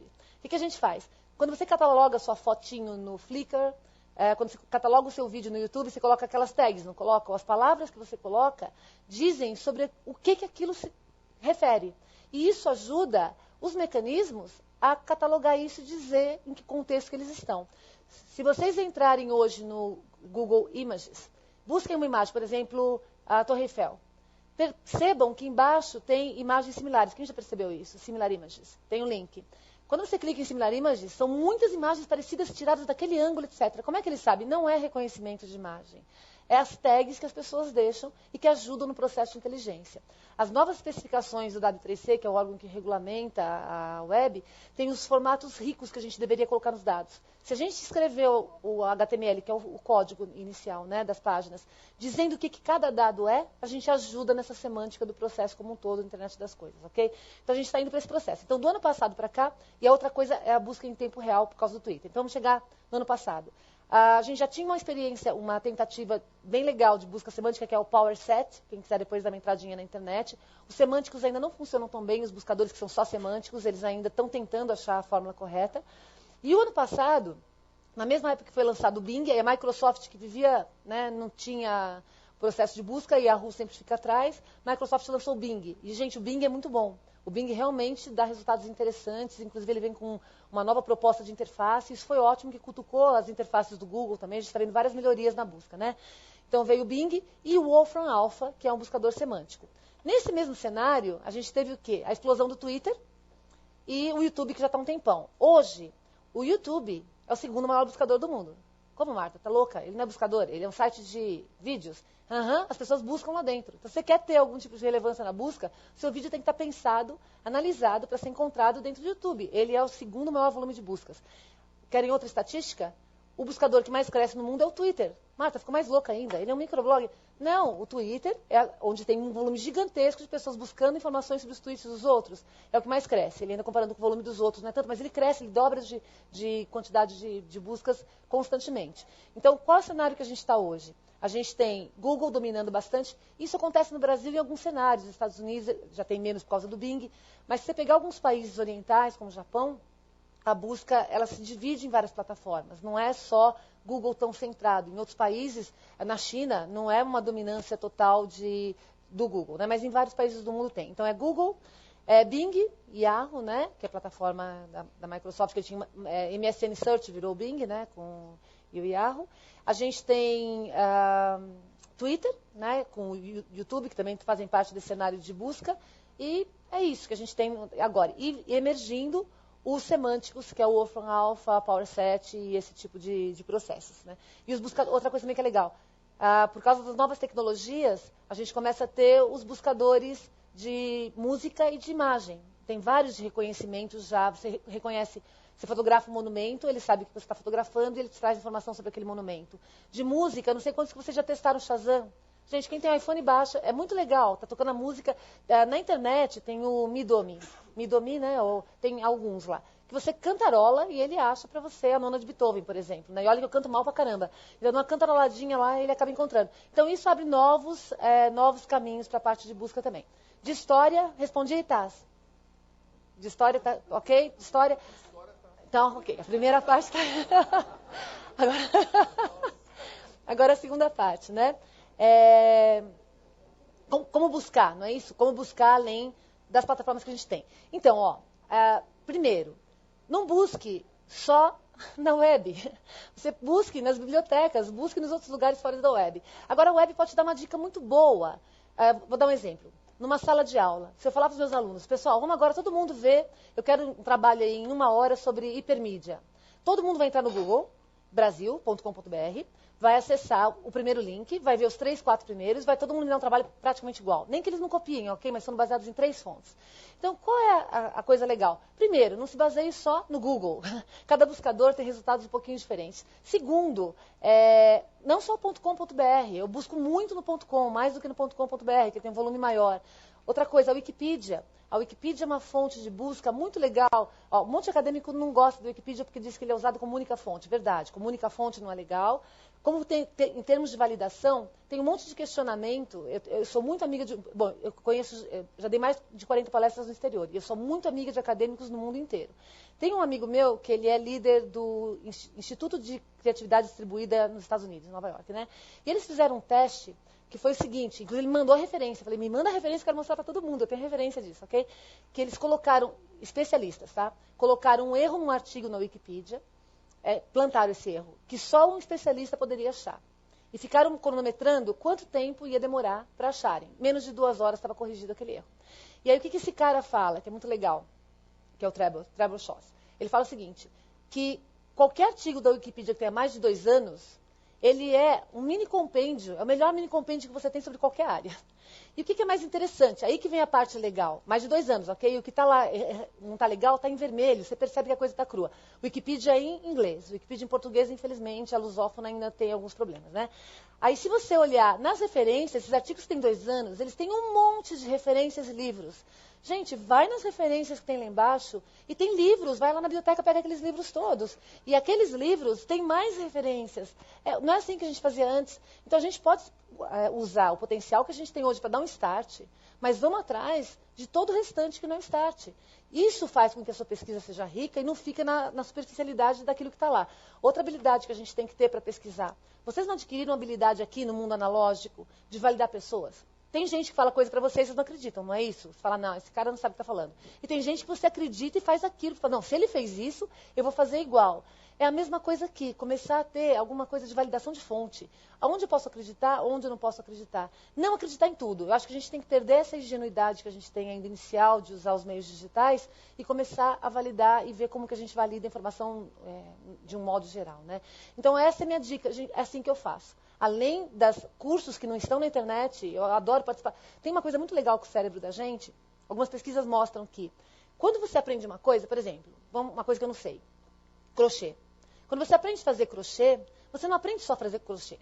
As suas habilidades não ficam só no crochê. Você liga neurônios no seu cérebro que ajudam você em habilidades específicas em outras áreas. Então, quando você faz um curso de qualquer coisa que vocês imaginarem, no mundo analógico, com pessoas que vocês estão conversando, aquilo vai dar outras referências que te ajudam a acrescentar naquela pesquisa. Então, pelo menos, não sei se essa fórmula universal, ok? By Marta. É como eu faço as minhas pesquisas e, para mim, pelo menos, funciona bastante legal. E não ficar limitado ao que eles estão me falando, o que os buscadores estão me falando, o que alguém está falando. A pesquisa, no fim, é o quê? Uma construção de conhecimento que você pega várias fontes para fazer a validação, né? E, por último, o que a gente está buscando como um todo? Não como a gente faz a busca, mas uma coisa que eu acho que é do ser humano, a gente está buscando sempre coisas que são ligadas com a nossa essência, com a nossa parte humana mesmo, né? Então, não deixar o digital nas nossas buscas como ser humano ser ofuscado pela parte tecnológica. Respondi? Quem quer perguntar mais?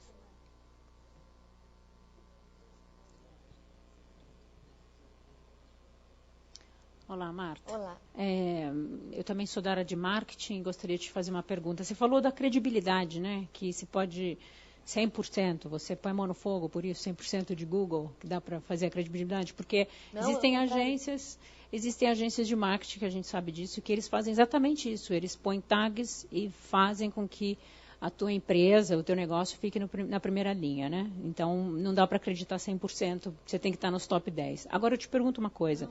Baseando-se nisso, nessa credibilidade já que você usa, o que você me diria, então, das campanhas políticas que a gente está tendo de presidentes no Brasil que não consegue descobrir nada quase? Todo mundo tem ficha limpa, é tudo lindo, não tem democracia. Eu queria entender, é uma estratégia de marketing também, né? Já que você é de marketing, eu gostaria de te perguntar isso. Como é que a gente faz para acreditar nas informações que estão na internet? Já que a gente não está tendo tantos acessos assim, e não dá para passar da quarta página. Às vezes nem tem quarta página, que eu não sei se é censurado, o que está acontecendo no Brasil.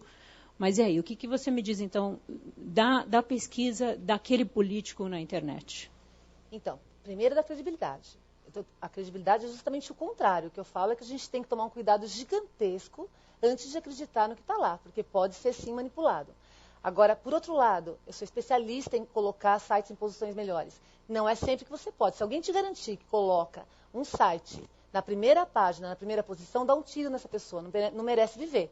Porque é impossível você saber isso de antemão. Então, vamos fazer algumas ressalvas aqui. Aqui eu não estava falando de marketing, aqui eu vim mais para falar sobre essa parte, né, o que afeta a sociedade. Então, primeiro, não dá para acreditar na realidade, justamente pode ser manipulado, até quanto você nunca sabe em cada termo, ok? Vai depender bastante. Agora, com relação à política, eu discordo um pouco de você, porque eu tenho visto vários casos aqui, no Brasil ainda, as pessoas não estão todas utilizando a plataforma, mas eu tenho visto casos muito mais de político fazendo besteira e está sendo mostrado em vídeo, sendo gravado, em celular que as pessoas colocam, porque hoje existe uma transparência que não existia antes. Você não consegue estar num lugar isolado, onde ninguém te filma, ninguém te twitta, ninguém te fala nada de você.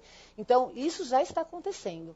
O que acontece, talvez por causa da natureza do brasileiro, os brasileiros não estão buscando tanto as informações políticas ou atuando tanto. O Ficha Limpa, por exemplo, que é uma coisa bastante legal, que começou inclusive nas redes sociais para alavancar o processo e virar uma lei ou uma coisa desse tipo, está convidando as pessoas para colocarem os candidatos, para colocarem a ficha lá e dizer que eles podem ficar com a vida aberta. Isso já é um passo bastante legal para você, inclusive, tirar fontes de informações que são dúbias. O que acontece nas redes sociais? Quando o Obama fez a campanha dele, ele colocou para... Primeiro, nos Estados Unidos é completamente diferente, essa é a primeira coisa que eu falo quando eu falo da parte de política, né? São várias redes sociais diferentes e um público bem mais fragmentado. Aqui no Brasil tem o domínio do Orkut. Mas ainda assim, vamos pensar para os dois lados.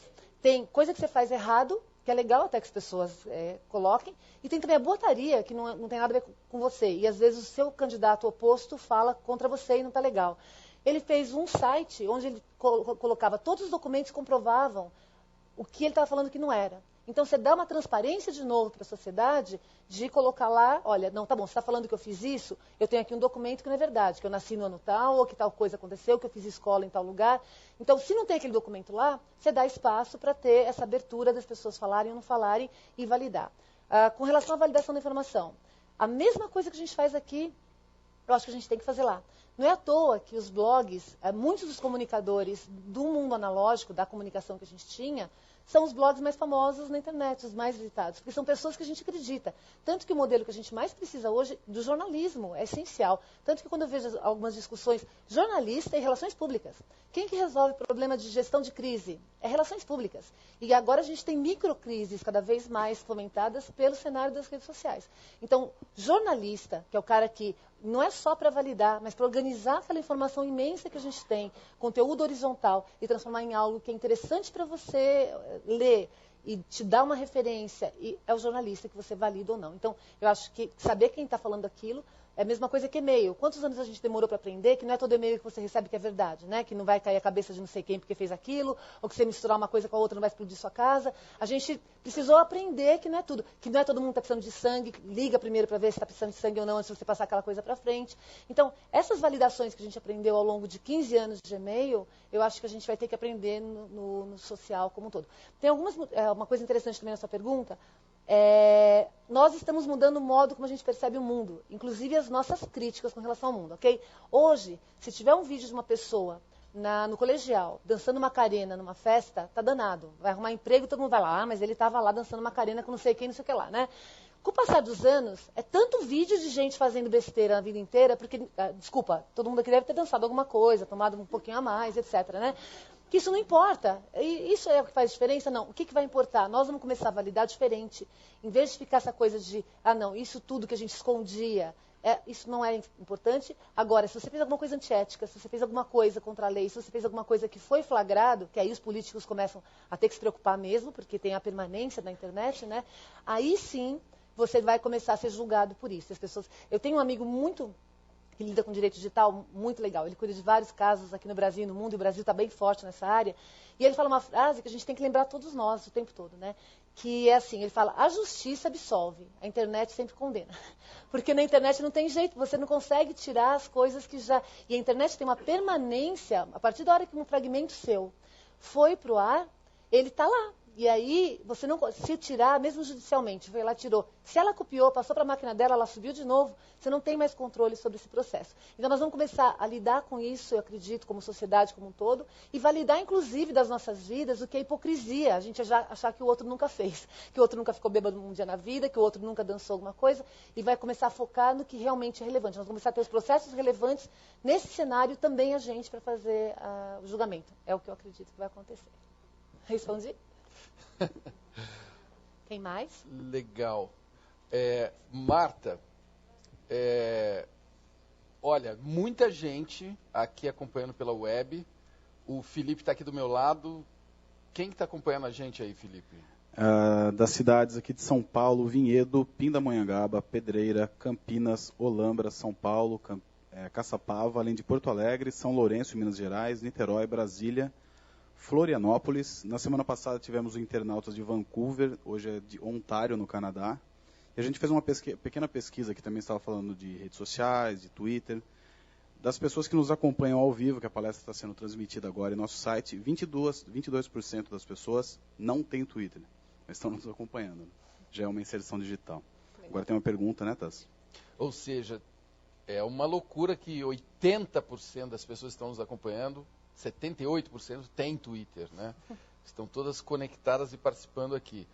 Tem várias perguntas e vamos tentar responder a maior parte delas. A Sara Dantas pergunta o seguinte: Ô Marta, o que você acha das instituições de ensino que restringem o uso de ferramentas de busca e pesquisa, como Google, e de redes sociais como Twitter, Facebook e Orkut? Você acredita que essa é uma atitude correta e educativa, bloquear sites?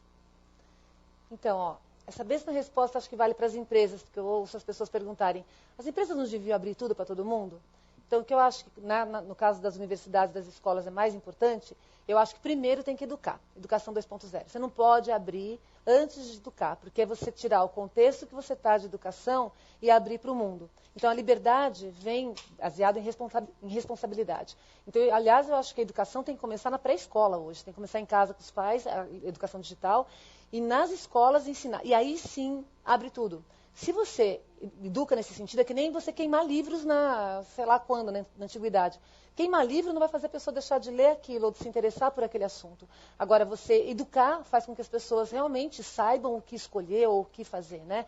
Então, tem que ser cada vez mais aberto, mas antes de abrir, eu acho que tem que educar sim. Se não educar, não tem como. E tem que educar professores também, né? Tem que educar uma geração... Então, aulas mesmo. Se você tiver laboratórios nas salas de aula, se você trabalhar com os próprios alunos desde pequenininho, o que vocês estão fazendo? Colocar atividades para eles fazerem, mostrar os riscos que a gente tem e as oportunidades enormes que aumentam. Você já cresce naquele ambiente. É que nem quando você educa uma criança, desde pequenininho, a coletar lixo seletivamente, né? Separar o lixo antes de jogar as coisas fora. Em Curitiba o pessoal fazia isso, eu tenho uma aluna na MBA hoje que está fazendo, a gente está conversando sobre isso outro dia. Você acostuma de uma maneira que é automático, você não consegue mais não pensar naquele processo. Então, se a gente educa as crianças desde pequenininhas, a gente consegue chegar no cenário que a gente está agora com essa validação, as pessoas sabendo como se comportar com letramento digital. O problema para fazer isso é que os professores e os pais ainda não estão letrados também. Então, daí a gente pode tentar fazer um processo ao contrário, partindo de eventos como esse. Isso aqui é uma coisa muito legal, até comentei com você, a gente está batendo papo, como é legal falar disso num ambiente mais aberto, mais amplo e não só no acadêmico. E também professores. As universidades têm feito um esforço bastante grande, pelo menos as universidades que eu tenho colaborado, até eu tenho dado várias palestras dentro delas, para os próprios professores se habilitarem, entender o que essas mídias representam, como que elas podem, inclusive, ser usadas como potencialização na sala de aula, né? Uma das coisas que você falou quando você fez sua palestra é sobre que agora tem vários provedores de informação. E o professor nunca foi tão necessário. O professor nunca foi tão necessário mesmo, mas ele tem que entender que ele ali é juntar isso e fazer a parte de reflexão. Uma questão que eu adoro fazer, principalmente para alunos de MBA, mas para alunos de graduação também. Eu sempre pergunto, qual a diferença de você, o mesmo que hoje, né? Qual a diferença de vocês lerem 3 livros sobre esse assunto e a gente está aqui hoje discutindo isso? Qual a diferença de você ler 3 livros sobre alguma matéria que eu dou e ler os 3 livros ou assistir a matéria e fazer a aula com a gente? Gente, é isso que faz a universidade ser uma universidade. Na aula, você vai refletir comigo, você vai refletir com os outros componentes que estão lá. E você vai aprender como escolher o que fazer ou o que não fazer quando não são mais aqueles livros, quando você tiver mais 10, 20, 30 livros. Então, é essa educação que eu acho que a gente tem que prover nas empresas, nas escolas, começar desde lá de trás nas famílias. Não adianta deixar a responsabilidade só para o lado de fora. Aí eu acho que a gente pode abrir tudo. A partir da hora que você tem responsabilidade e educação, você pode abrir o processo como um todo, minha opinião, né?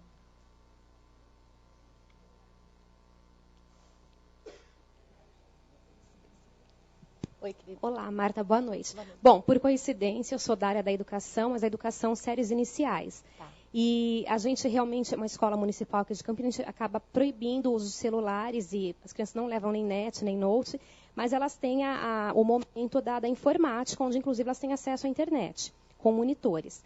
Mas o que eu gostaria que você comentasse é se você já passou pela experiência como professora universitária de encarar o que eu chamo assim como um problema, de você pedir a construção de um texto, a construção de um trabalho para os seus alunos e você perceber que ali houve realmente um copy-cole. Porque, assim, a nossa geração está tendo acesso que, de repente, há 15 anos atrás não se tinha. Você tinha realmente que ir até uma biblioteca, de repente, xerocar aquele texto, ler e justificar aquilo que você construía. Acho que era mais assim. Hoje, a gente está tentado a colocar num site de busca um tema e aparecer quilômetros de textos que estão ali prontinhos. Então, eu queria que você, assim, você até comenta a questão da ética, né? Porque a gente não, você, quando disse as frases, citou os autores. E a gente não pode, então, construir um texto, mas, no caso, assim, só copiando e colando de um autor que já fez aquilo anteriormente. Então, eu queria que você comentasse um pouco isso. Ótimo. Bastante interessante essa pergunta, porque a gente vive isso no dia a dia da universidade, né? E, gente, às vezes não é por mal, às vezes é por falta, é por ignorância. As pessoas acham que, como está no ar, elas podem copiar tudo. E mesmo quando a gente tem Creative Commons, que é muito interessante, a gente pode falar do Creative Commons daqui a pouquinho, mas vamos falar agora do processo como um todo. De você construir com fragmentos dos outros, é legal. O que eu faço para inibir esse processo? Tem 2 coisas que depois a gente pode falar também, que é sobre a competição entre os alunos acessarem a internet e a sua aula, né? A gente pode falar disso também. Lembra do interesse do medo? Primeiro dia de aula, eu explico o que é uma citação, direta e indireta, e o que é fazer referência para os trabalhos dos outros. E a primeira coisa que eu falo é, copiou é plágio é 0, reprovou. Então, se você tem a noção que você pode, aliás, é excelente construir com o trabalho dos outros, não é? E outra coisa que é importante também, não é só você colocar lá e citou, colocar lá e citou. O que torna a construção do conhecimento interessante é você juntar aqueles fragmentos de coisas que você fez. De novo, a educação. Então, não importa se é no MBA, porque muitas vezes eu pego pessoas que vêm da área técnica, quando a gente fala no MBA de marketing, vem gente da engenharia, ciência da computação, da área de saúde e da área de marketing também, né? Então, não importa os fragmentos que você colocou. Você colocou ali por algum motivo. É que nem design. Você colocou aquilo ali por algum motivo. E aquilo constrói um todo. Essa ligação entre os fragmentos é o que eu cobro no dia a dia. Além da citação, referência e ética. Então, de novo, eu acho que a gente volta lá para trás para a parte da educação. Eu tenho um professor, eu não lembro, mas foi um professor meu da disciplina de engenharia de tráfego, que ele falou, aliás, eu tenho um artigo meu baseado nele e eu falo dessas coisas. Eu nunca mais esqueci, que ele fala assim, a gente só consegue fazer as coisas acontecerem na sociedade com os 3 E's. Então, o primeiro E é educação, education. O segundo é engenharia, vamos traduzir engenharia para tecnologia como um todo. E o terceiro é enforcement, é quando você precisa obrigar, né? Então, nesse caso, o meu enforcement é a parte da aula. Vou dar um exemplo para você. O cinto de segurança. O cinto de segurança, ninguém usava. Meu pai morou no exterior e ele sempre falava, Marta, tem que usar. E eu nunca usava. Até que veio uma lei. Quando a lei veio e eu tinha que pagar multa para aquilo, eu comecei a usar o cinto por causa da lei, não é? Hoje, eu estou educada, não importa onde eu estou. Nem sei se naquele lugar que eu estou tem lei ou não. A primeira coisa que eu faço é colocar o cinto de segurança. Então, tem engenharia, tem o cinto para eu poder colocar, tem a educação, não precisa mais da lei. Em muitos processos que a gente está hoje, a gente vai precisar colocar, olha, você vai ser punido, ou estímulos, eu prefiro estímulos negativos e positivos, né? A gente tem que fazer isso com sustentabilidade também, a gente pode falar um pouquinho sobre isso, você não consegue sustentabilidade só com comunicação. Você precisa dos estímulos e às vezes do enforcement, para criar educação. E aí a hora que incorporou, é que nem a coleta seletiva, você não consegue mais fazer de outra maneira. Então, eu acho que nesse aspecto, eu estou fazendo a minha partezinha. Eu tento educar todas as turmas que passam por mim e ensinar, porque não adianta você cobrar se você não falar para ele, olha, isso não é correto fazer, e o modo correto de fazer é esse. Então, quando você dá o modo correto de fazer, também eu acho que ajuda, né? Não conheço muito com a pré-escola, talvez o fundamental seja diferente, né? Mas eu acho que, no fim, baseia na educação. E a outra coisa que também eu vejo as pessoas reclamarem muito é sobre a competição entre os computadores na sala de aula e a sua aula. Aí, gente, olha só, relevância. Se a sua aula é boa, a pessoa não consegue ficar navegando. Então, você hackeia o cérebro dela, porque você começa, ela precisa prestar atenção em você, porque se ela olhar para o lado, ela perdeu uma coisa importante. Se sua aula for sono, desculpa, ele não precisa de você. Ele navega na internet, que é mais interessante do que você. Então, o que acontece? A competição para o professor ficou mais dura.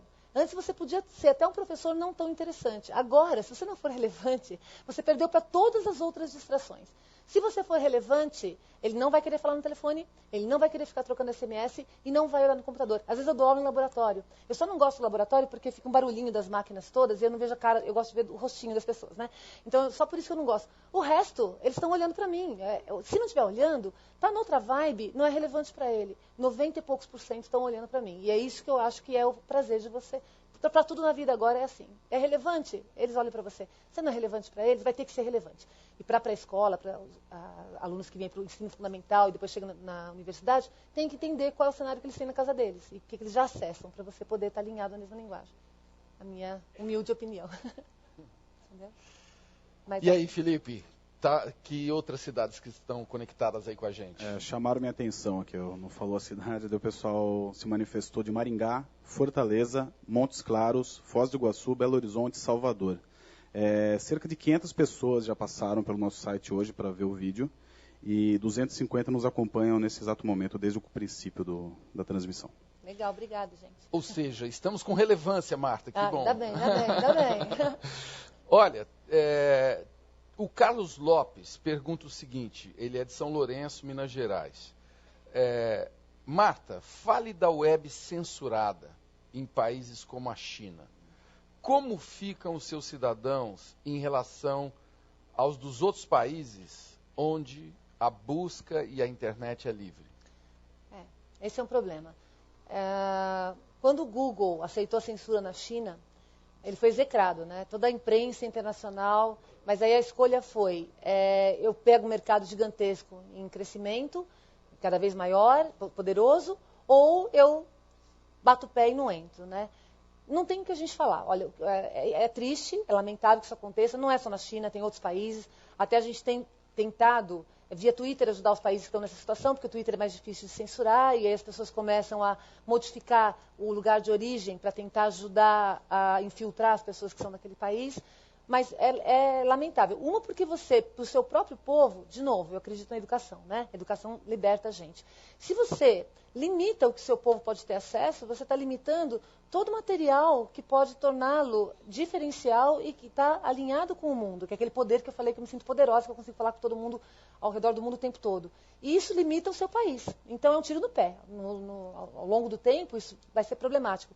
Mas não tem a gente do lado de fora fazer além de lamentar, né, pedir, fazer pressão para que isso não aconteça, mas infelizmente realmente acontece. Sinto muito, choro por isso também. Gostaria de poder fazer algo.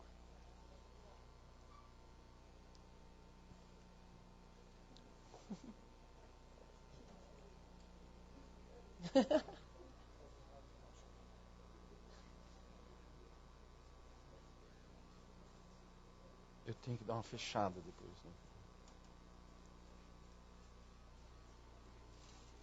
Marta, meu nome é Elisa. Eu gostaria de saber a sua opinião a respeito, muito tem se falado até do tema dessas palestras, né, sobre relações humanas.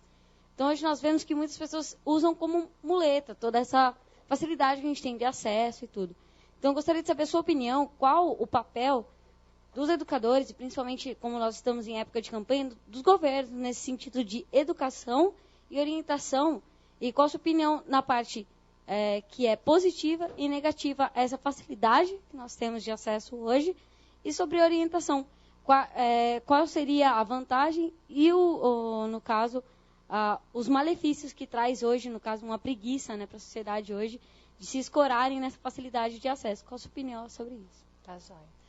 Então, a primeira coisa que você perguntou, que é sobre o lado humano, não é? Dessa questão. Tem algumas coisas nas redes sociais que as pessoas acham que vieram das redes sociais e que modificaram o modo como a gente se comporta. E, de novo, o que a gente faz aqui, a gente acaba fazendo lá, né? Tem um número, que é o número de Dunbar Number, e ele fala o seguinte, que as pessoas não conseguem se conectar com mais de 150 pessoas. Você não consegue ter mais de 150 amigos. Isso é um estudo feito aqui, né? E aí, o que acontece? Quando você vai no online, não adianta você ter 1 milhão de amigos no Facebook, ou no Twitter, ou em qualquer outro lugar. Você só vai se relacionar com 150. Tem uma pesquisa que mostra que no Facebook, a média de amigos é 120, 130, que comprova que o número de Dunbar... Pode ser que isso mude ao longo dos anos do nosso cérebro. Isso é uma limitação cerebral. E o nosso cérebro, por enquanto, continua tendo essa limitação. Então, outra coisa. Quando você entra no digital, muitas vezes você está num outro contexto e você esquece do que você está aqui. Então, eu costumo brincar que, assim, você pode até continuar naquele contexto, tá tudo bem, tá tudo legal, mas tem uma vida boa, pelo menos, né? Se não, get a life. Arruma uma vida, ou lá ou aqui, que seja legal. Na época do Second Life, tinha gente que realmente se mudou para lá e ficava o tempo todo lá. Isso tem uma crítica muito grande por parte da sociedade. Eventualmente, olha, eu acho que a gente também tem que ter a mente aberta. Não é porque para a gente não é, e a gente gosta de ter a vida aqui, eu gosto muito da minha vida aqui é bastante legal, mas ainda assim, a vida lá pode ser interessante também. Eu não sei quantos de vocês lembram do filme Matrix, o primeiro. Então, no Matrix 1, lembra o traidor da Matriz? Que aí ele vai se reunir com os caras, e aí ele fala assim, quando ele está comendo um bife, ele fala assim, nossa, eu comia bife todo dia quando estava na Matriz, né? E agora eu não como bife nunca mais, né? Qual a diferença para o seu cérebro, se ele está comendo no virtual ou se ele está comendo aqui? Para o seu cérebro, nenhuma. Então, quando você vive o ambiente digital, talvez a vida dele fosse melhor mesmo na Matriz, do que estar do lado de fora e saber a verdade. Qual é a verdade? Então, esses questionamentos, a gente ainda está lidando, não tem as respostas, né? A gente tem as perguntas. E a gente está vendo como que as pessoas se comportam e tentando tirar também os preconceitos que a gente tem e tentar entender qual é o nosso próximo processo. No ano 2000, quando foi feito o mapeamento do genoma, a revista é super interessante, quem quiser busque essa revista, tá? Deve ter online, deve ter as versões anteriores. Ela fez uma matéria muito interessante dizendo que a gente não ia mais morrer a partir do ano 2050.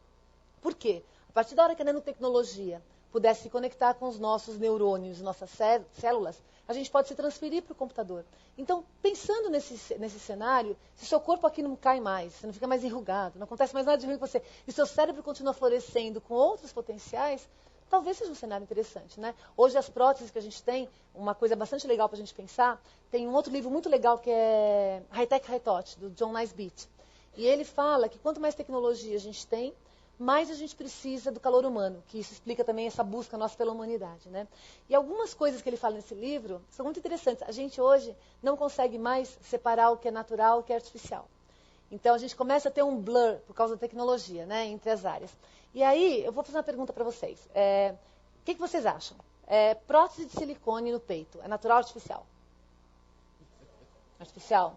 Pintar o cabelo? Artificial. Pentear o cabelo? E cortar o cabelo? Artificial ou natural? O que é mais natural? Você ficar banguelo sem um dente que caiu ou você colocar uma prótese que corrige a mastigação? O que é mais natural? Você ficar sem metade da perna que você perdeu ou você pôr uma perna que te ajuda a andar direito? E se você tiver uma essência de ser, sei lá, uma loira peituda? Você sempre quis ser aquilo e nunca conseguiu ser. Gente, se a sua essência é aquela, não é mais natural você ser aquilo e ser feliz do que você... não que todo mundo queira que você seja aquilo, aí você não está sendo feliz, está sendo... Mas se é aquilo que você quer, tem muita coisa que a gente pode fazer. Talvez isso seja mais natural do que eu não ter tido a felicidade de nascer do jeito que eu queria. Então, essas discussões, tem várias interessantes nesse livro, sobre isso, a outra coisa, natural e artificial, né? Violência é o gênero número 1 no mundo, no Brasil e nos Estados Unidos, né? Em vários lugares do mundo. E aí, assim, Tem gente que se mata por causa de um videogame. Eu tenho vários cases na parte de games que o cara se atira da janela porque perdeu no game, né? Em alguns países orientais é até, infelizmente, mais comum. E tem gente, como nós aqui, ok? A gente assiste uma guerra jantando. A gente vê deslizamento, as pessoas morrendo ali e a gente está jantando. Parece que é artificial, parece que é o filminho, porque a gente se acostumou tanto a ser tecnologicamente impactado por tanto tipo de imagem que a gente não consegue separar. Então, nesses processos das redes sociais, da busca, etc., primeiro, entender que pode ter coisa boa nesse cenário, sim, a gente pode ter uma vida muito legal lá, que tem muito potencial, e ensinar isso para as pessoas. E tentar, a gente não sabe todas as respostas, a gente tem que deixar acontecer e observar. Um exemplo bastante legal disso, olha só, em 2007, quando eu participei do primeiro Nokia Trends em São Paulo, eu só tinha celular que custava R$50. Eu jogava fora, porque eu perco o celular, é só para ligar e falar com alguém e acabou, na minha conveniência, né? E aí, se você perguntasse para mim se eu ia comprar um smartphone, eu dizia não. Olha só, eu dou aula de pesquisa de mercado, eu sou velho o suficiente para saber o que eu gosto e o que eu não gosto, e mexo com tecnologia. Eu diria não. Aí, quando a Nokia me deu o celular, que era o modelo que eu ia usar para fazer meu trabalho de arte no Nokia Trends, depois de 15 dias eu virei para meu marido e falei assim, eu não vivo mais sem isso, ok? Se eles não me derem esse celular, eu preciso comprar no dia seguinte. O que isso significa? Significa que eles deram o celular. Eu fiquei com o celular, fiquei feliz da vida. E desde então eu não consigo deixar de trocar o celular. Troquei o celular por causa do Twitter. O Twitter fez com que eu quisesse um celular que me ajudasse a teclar mais rapidamente para poder twittar. Então, o que isso diz? Que a gente mesmo não sabe como que a gente utiliza e se apropria dessas plataformas, que podem melhorar ou não. São ferramentas. O modo como a gente se apropria delas pode melhorar a nossa vida ou não.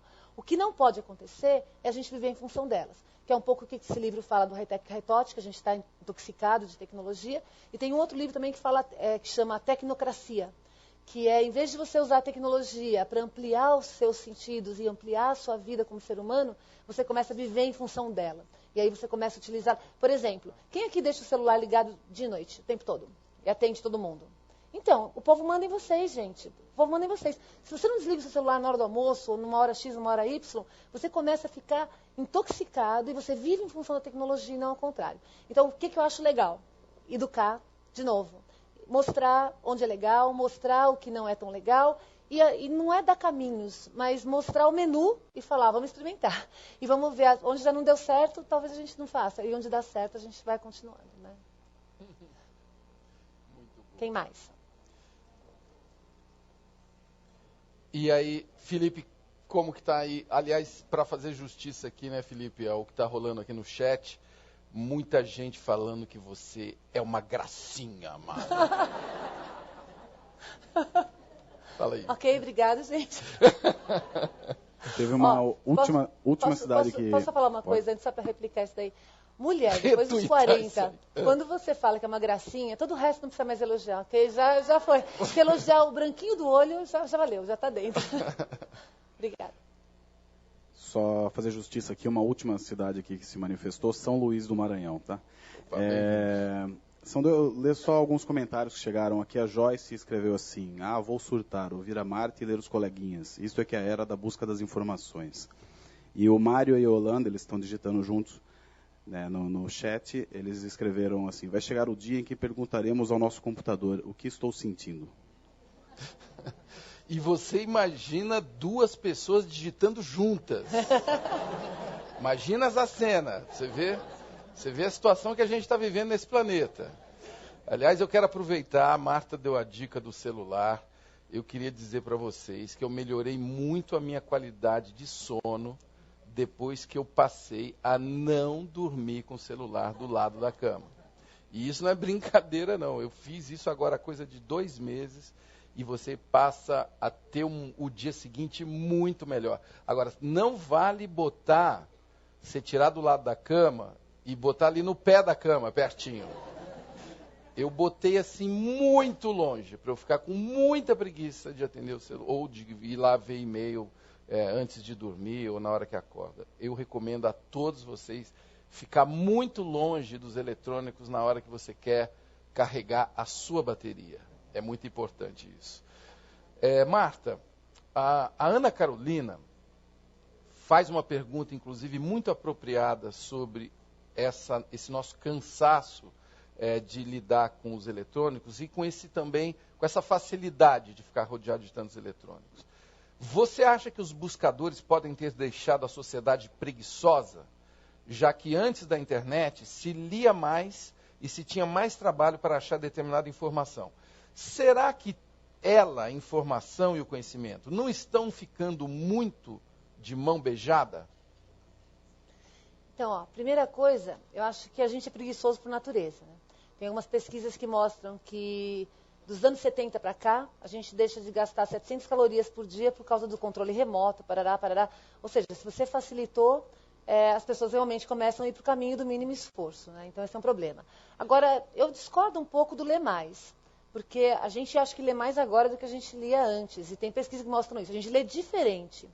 Antes a gente lia com mais profundidade e analítico, tanto que quem é da minha geração tem uma facilidade de aprofundar temas e, né, decupando lá, sem problemas. E hoje a leitura é mais superficial. Até tem umas pessoas que falam que o legal do Twitter, que a relevância do Twitter é de ele... Não é que a gente escreve 140 caracteres, é que as pessoas não querem ler mais do que 140 caracteres, que é o que elas gostam de ter no processo. Então, não acho que as pessoas leem menos, eu acho que elas leem mais. O que precisa, talvez, é misturar essas duas coisas.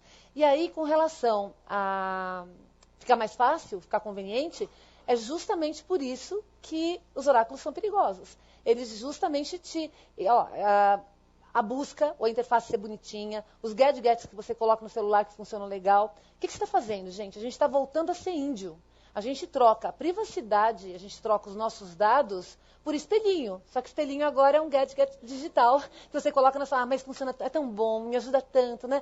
E aí você acaba fazendo esse processo. Então, de novo, é um processo de reflexão. Realmente, se você facilitar, as pessoas não... A menos quem reflete sobre o processo é que vai tentar achar um outro caminho. Senão, você vai fazendo e vai consumindo sem nem perceber que aquilo lá está dominando e te encaixando. Tá, posso falar? Respondi a dela? Respondi? Vocês estão satisfeitos com a resposta? Então, tá bom. Então, posso falar uma outra coisa? Porque você falou das ideias, e tem uma provocação bastante legal que eu gosto de fazer com as ideias. Quem aqui já teve ideia tomando banho? Se alguém não levantar a mão, eu tenho chilique, hein? Todo mundo tem ideia tomando banho. Fala sério, né? Gente, por que a gente tem ideia tomando banho? Alguém sabe por que a gente tem ideia tomando banho? Olha só, o anjo da guarda deve ir no banho também, né? Deve ir em todos os lugares. Mas olha só, no dia a dia, né? A nossa visão, ela é uma tirana. Ela é responsável por 80% da nossa percepção. Então, tudo que a gente vê domina os outros sentidos que a gente tem no nosso cérebro, na estrutura cerebral. Quando você entra no banho, o que acontece? A menos que você tenha um banheiro daquelas casas de novela que fica olhando o campo, o seu banheiro é um box e você não vê nada, tá certo? E aí você bloqueia a tirana da visão. Além de bloquear a tirana da visão, o que a gente faz? Você libera olfato, porque tem cheirinho de sabonete, a temperatura da água, então o tato, você se esfrega. Tirando o paladar, né? O restante todo, você ouve a água caindo, você desbloqueia os outros que estão bloqueados pela visão. Por isso que você tem ideia. Tanto que os japoneses falam assim, quer ter ideia, vai tomar banho. Então todo mundo que vai tomar banho. Por isso que no Google, inclusive, tem banheiro para você tomar banho, né? Quando você vai tomar um café, é o mesmo processo. Onde que ficam as cozinhazinhas, as copas de café? Não é na sala panorâmica, né? Normalmente lá não tem vista. E aí, de novo, você parou de ver, porque você está no cubículo tomando café, e você está com um sabor diferente, um cheirinho diferente, uma temperatura diferente, você muda as estratégias cerebrais. Então, quando a gente quer ter ideia e liberar o processo, essa é uma das coisas que a gente tem que fazer. E a outra é dormir direito. Por que a gente tem que dormir direito? Porque durante o sono, que era aquilo que o Tasso estava falando, durante o sono, o nosso cérebro organiza informações no dia seguinte. E se você não dormir direito, o seu cérebro não organizou as informações do dia seguinte. Você não vai ser mais criativo, você vai perder um monte da sua atenção. Então, qual a primeira coisa? O ser humano na antiguidade, né, na pré-história, a gente dormia quando a luz apagava, não é isso? Não tinha mais luz, você dorme. E aí, quando você dorme, o que acontece? A gente abre o olho várias vezes involuntariamente. Não é para acordar, é só porque você está dormindo, você não percebe. Só que se estiver cheio de luzinhas no seu quarto, aquelas luzinhas entram no seu cérebro, no seu olhinho, e te acordam momentaneamente. Você não consegue organizar as ideias adequadamente. Na minha casa, meu marido está aqui, ele pode comprovar isso, a gente passa guache preto em todos os pontinhos coloridos e vermelhos, e isso aqui, de todos os aparelhinhos que estão lá. Aí fica um breu. Aí eu durmo tranquilo e acordo bem. Aí dá para você ser criativo no outro dia. Então, dicas. Banho, café e tampem todas as luzes do quarto à noite para ficar no breu total. Tá legal. Tem agora... Posso falar uma última coisa? É que vocês fazem... Das perguntas, às vezes vem uma coisa, eu anoto aqui e depois eu lembro de falar. Você pode. Claro. Quer falar? Não, claro. Quer? Oi, tô no ar, tô. Claro que você pode falar, você veio aqui para isso, inclusive. Posso falar? O problema é que só tem botão de A on, gente né? está adorando.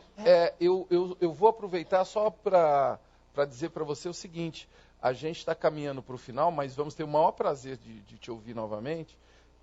E estou, assim, muito mesmo feliz com o que está acontecendo aqui e com os estímulos que você está provocando, não só aqui no ambiente do Café Filosófico, na CPFL em Campinas, mas aqui na web, sabe?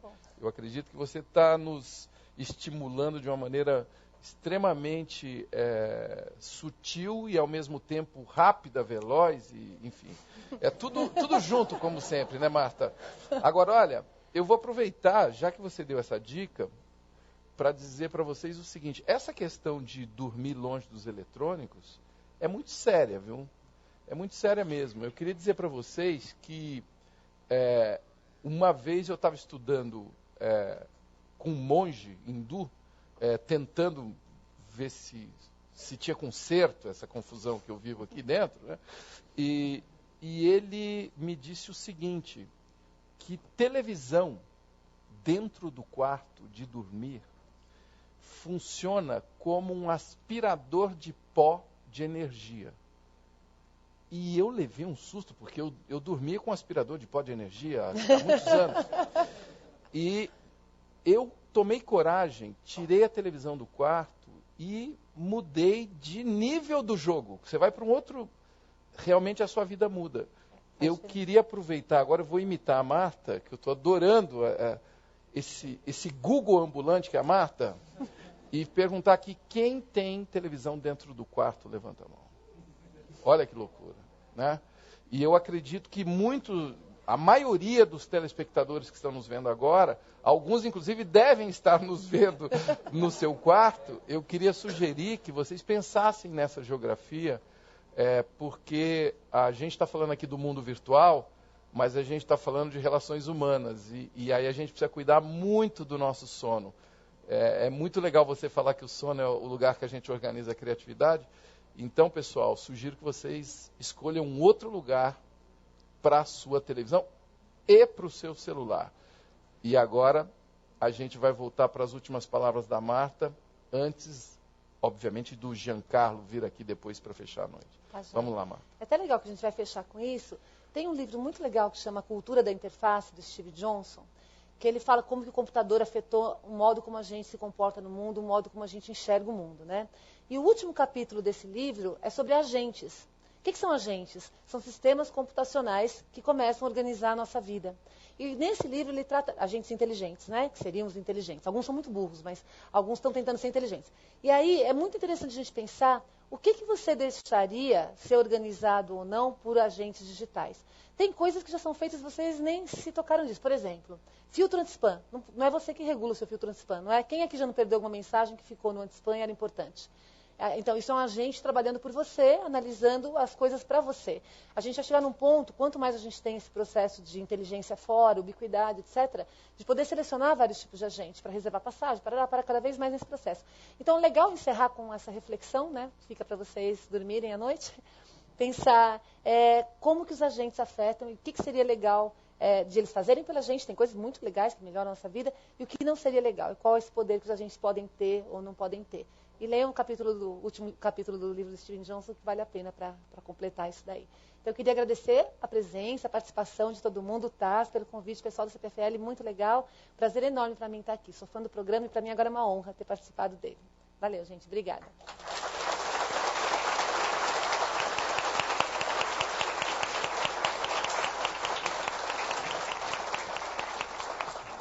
Bom, Marta, muito obrigado pelas reflexões que você trouxe para nós hoje, né? E gostaria de lembrar a todos vocês que na próxima sexta-feira nós teremos Ronaldo Lemos, como foi anunciado no início, com a presença de Marcelo Taz, falando de liberdade para os bits. Então, não percam, porque vai ser a última palestra. Mais um lembrete. A partir desse domingo, a partir das 22 horas, nós teremos justamente um novo horário na TV.